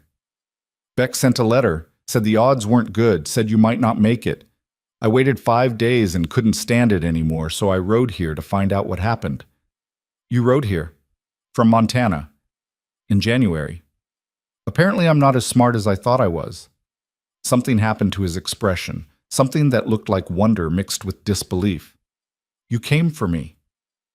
I came for answers. You're just the unfortunate recipient. Liar. She didn't deny it. Couldn't. How bad is it? Shoulder's torn up pretty good. Doc says I'll heal, but it'll take time. Might not have full range of motion again. He tried to shift position and grimaced. Hurts like hell. Good. You deserve it for making me wait. Making you wait? I got shot. Your own fault for getting in the way of bullets. They looked at each other and suddenly they were both almost laughing, that edge of hysteria relief that came from surviving something that should have killed you. I got your letter, she said when the laughter faded. Both of them. And? And I'm here. Figure that speaks for itself. Brennan reached out with his good hand and she took it, his fingers warm and solid around hers. I meant what I wrote. I want to come back. I'm done being a marshal, done chasing criminals across the territory, done putting bullets in people and wondering if it matters. I want to fix fences and work cattle and play cards in the evening and wake up in the same place every morning. I want to build something that lasts. With you. If you'll have me. That's a pretty speech. You practice it? About 1,000 times while I was recovering. Did it work? Mara looked at him, this man who'd saved her life and stolen her heart and almost gotten himself killed in Wyoming. This man who'd figured out what he wanted and was brave enough to choose it, even though it meant giving up everything he'd known. You can't work a ranch with a bad shoulder, she said. I'll manage. Done harder things. You'll have to live in the house. Barn's too cold in winter. I can do that, and you'll have to deal with Pete. He's particular about how things get done. I'll win him over. And you're going to have to marry me because I'm not having people talk. Brennan's expression went very still. Is that a proposal? That's a requirement. You want to stay on my ranch? You make an honest woman of me. Otherwise, my uncle will never let me hear the end of it. Mara Whitlock, are you asking me to marry you? I'm telling you the terms of your employment. Take it or leave it. His smile was the most beautiful thing she'd ever seen. I'll take it. Good. Then shut up and rest so you can heal faster and get back to work. Ranch doesn't run itself. He tugged her hand, pulled her closer. Come here first. She leaned down and he kissed her, careful of his injuries, his good hand coming up to cup her face. It was gentle and fierce and felt like coming home. When they broke apart, she rested her forehead against his and said quietly, Don't you dare die on me. I didn't ride 5 days through winter to watch you bleed out in a recovery house. Wasn't planning on it. Got too much to live for now. She stayed with him for a week, sleeping in a chair by his bed and bullying the doctors into letting her help with his care. Brennan healed faster than anyone expected, driven by sheer stubbornness and the promise of what was waiting when he was well enough to leave. Beck showed up on the 3rd day, took one look at Mara, and shook his head. Should have known you'd track him down. Should have known better than to send me a letter like that. Fair point. He looked at Brennan. You tell her yet? Tell me what? Mara asked. Brennan shifted uncomfortably. I resigned, officially. Sent the paperwork to the territorial office last week. Soon as I'm cleared by the doc, I'm done. And you didn't think to mention this? Was waiting for the right moment. The right moment would have been immediately. Beck grinned. I'll leave you two to fight it out. Cole, when you're ready to travel, come find me. Got your final pay and references. Least I can do after 12 years of service. He left and Mara turned to Brennan with her arms crossed. Anything else you're not telling me? I wrote to my brother. Told him I was getting married, settling down, trying the ranch life again. He wrote back, said it was about time I got my head out of my rear end and that he's happy for me. You have a brother who writes like that? Apparently I do now. Also said if I mess this up, he's riding to Montana to kick my rear end personally. I like him already. By the end of the second week, Brennan was cleared to travel, his shoulder still tender but healing clean. They made the journey back to Montana slowly, stopping often, giving him time to rest. It should have been miserable, late January in the mountains, camping in snow, riding through weather that would have been considered criminal if weather could be prosecuted. Instead, it was the best 2 weeks of Mara's life. They talked about everything, about the ranch and how to run it, about what needed doing come spring, about whether to get chickens or focus on cattle, about stupid things like favorite foods and whether coffee should be strong enough to stand a spoon in or weak enough to see through, about serious things like fear and loss and the different ways people survive trauma. "You ever regret staying?" Brennan asked one night as they sat by the fire. After the fight. Ever wish you'd sold the ranch and left? Every day for the first month, then less, then not at all. She poked at the fire with a stick. The ranch stopped being about Thomas or my father somewhere along the way. It became about me, about proving I could do it, and once it was about me, I couldn't let it go. What about now? Now that you're not doing it alone anymore? Now it's about us, building something together. That feels different, better. What if I'm terrible at it? What if I can't pull my weight with a bad shoulder? Then you'll figure it out. Same way I figured out how to survive after Thomas died. Same way you figured out how to stop being a marshal. We'll figure it out together. He kissed her then, slow and thorough, and Mara thought about partnerships and second chances and the strange way life had of taking you apart just so it could put you back together differently.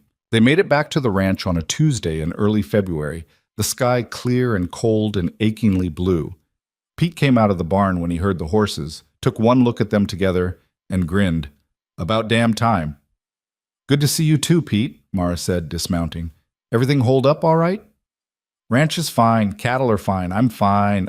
You look half frozen and completely happy, so I'm guessing things went well." "Things went very well. Pete, this is Cole Brennan.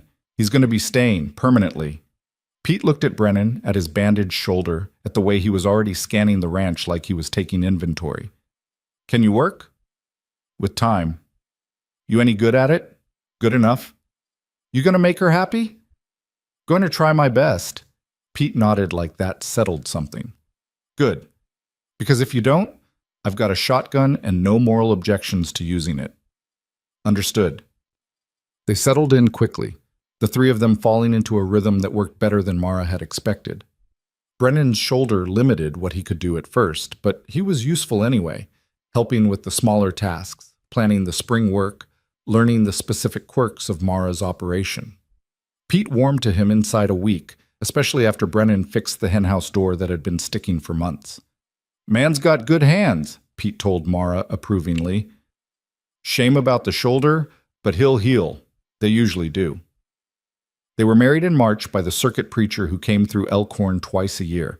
It wasn't fancy, just Mara in her best dress, and Brennan in clothes borrowed from Pete because his marshal's uniform didn't fit the life he was choosing. Helen stood up for Mara. Beck traveled from Wyoming to stand up for Brennan. The ceremony took 10 minutes and felt more real than anything Mara had experienced in years. Afterward, they had dinner at the saloon with half the town, and Marcus Whitaker showed up uninvited to glare at them from across the room. Mara ignored him with the ease of someone who'd stopped caring what he thought months ago. "Your uncle looks like he's plotting murder," Brennan observed. "He can plot all he wants. Doesn't change anything." "You really don't care what he thinks?" "Not even a little bit. I stopped needing his approval the day I decided to keep the ranch. You marrying me just made it official." Brennan smiled and kissed her right there in front of everyone, and Mara heard Helen laugh and someone whistle and felt happier than she'd been since before Thomas died. They went home that night to a house that was theirs now, both of them, and started the business of building a life. Spring came late but fierce, the snow melting in floods that turned the creeks to rivers. Mara and Brennan worked dawn to dusk getting the ranch ready, repairing winter damage, moving cattle to fresh pasture, planning the season's work. Brennan's shoulder improved slowly, but it improved, and by May he could lift fence posts again without his face going white. They hired another hand in June, a young man named Sam, who was green but willing to learn. With 3 people working the ranch, things that had seemed impossible before became merely difficult. They expanded the herd, fixed the irrigation system, added another section of grazing land. The ranch thrived. So did Mara. She caught herself smiling at nothing sometimes, humming while she worked, looking forward to evenings instead of dreading the empty quiet. Brennan had a way of making even the hard days bearable, cracking jokes while they mucked stalls or telling stories about his marshal days while they mended tack. They still played cards most evenings, both still cheating, neither calling the other on it. In August, Helen came to visit and found Mara in the garden looking contemplatively at nothing. "You all right?" Helen asked. "I think I might be pregnant." Helen's face lit up. "Think or know?" "Pretty sure. Haven't been to a doctor yet, but all the signs are there." She touched her stomach carefully. "Wasn't planning on it. Not this soon anyway." "Does Cole know?" "Not yet. Wanted to be certain first, but Helen, I'm terrified. What if something happens? What if I lose this baby like—" She stopped, couldn't finish. Helen sat down beside her, took her hand. "You can't live your life afraid of what might go wrong. Yes, bad things happen. They happen to you, they happen to me. But good things happen too, and you deserve the good things, Mara. You've earned them." She told Brennan that night after dinner when they were sitting on the porch watching the sun set over the mountains. She was nervous, which was stupid because she knew he'd be happy. But still, "I need to tell you something." He looked at her, immediately concerned. "What's wrong?" "Nothing's wrong. At least I don't think so, but I'm pregnant. We're going to have a baby." The expression on his face went through about 6 different emotions in 3 seconds. Shock, joy, fear, wonder, and settling finally on something that looked like awe. "A baby," he repeated. "A baby. Probably due in February if my timing's right. I know it's fast and we didn't plan for this," and he kissed her, cutting off the rambling. When he pulled back, he was grinning like an idiot. "We're having a baby." "You're not upset?" "Upset? Mara, this is the best news I've gotten since you agreed to marry me. We're having a baby." "You said that already." "I'll probably say it 100 more times before it feels real." He put his hand on her stomach, still flat, but not for long, and Mara felt tears prick her eyes. Happy tears this time, the good kind. They sat there together as the light failed and the stars came out, making plans for a future that felt suddenly, impossibly bright.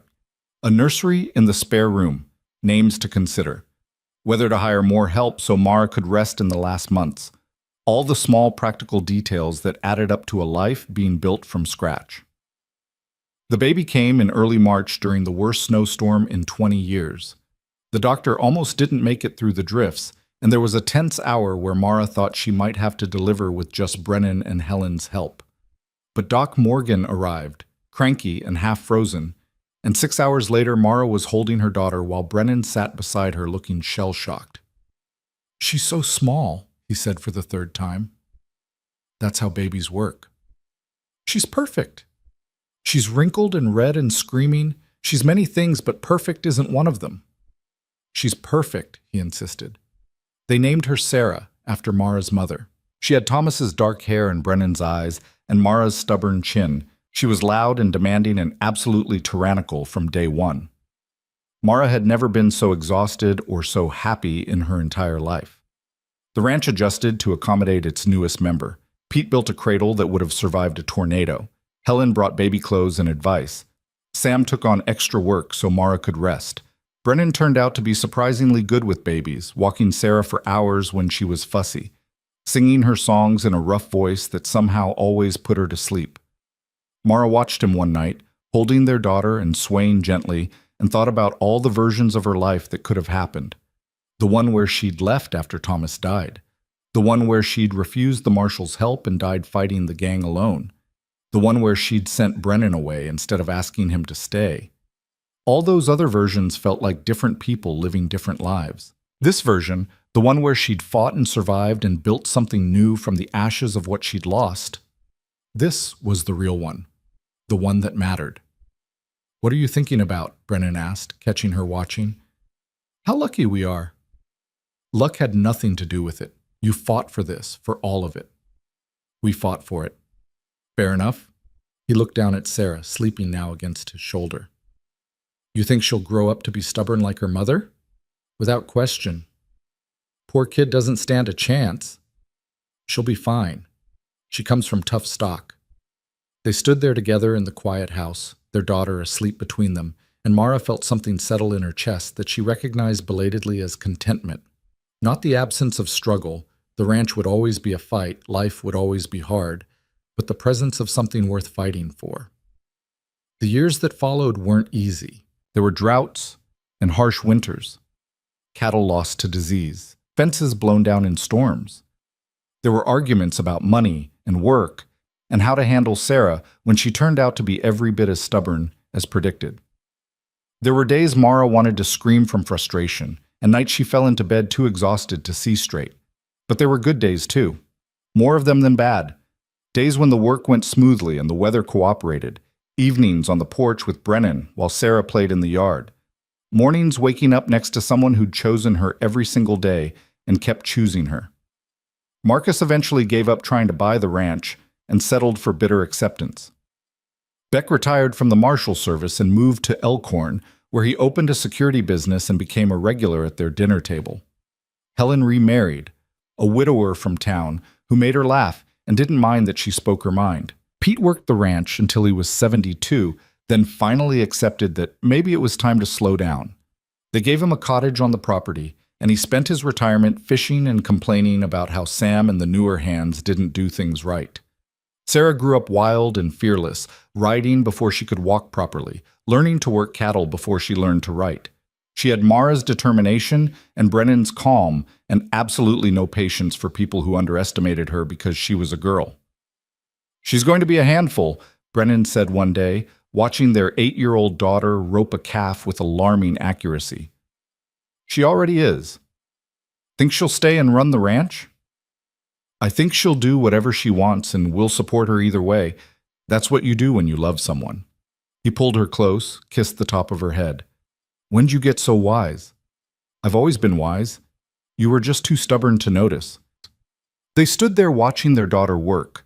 The ranch spread out around them in all its hard-won glory, and Mara thought about the girl she'd been at 26, alone and terrified and ready to give up. That girl felt like a stranger now, someone she'd known once but had grown beyond. She'd survived Thomas's death and her father's death and the Hutchins gang and a dozen other things that should have broken her. She'd fought for her land and her life and built something that would last beyond her years. She'd found love when she'd stopped looking for it and learned that survival wasn't the same as living. The ranch would be here long after she was gone. Sarah would run it someday, or sell it, or do something else entirely with it. That was fine. Mara had done what she'd set out to do, proved that she could hold on to something that mattered, that she was more than just a widow who couldn't hack it. She'd done more than survive. She'd lived. And that was enough.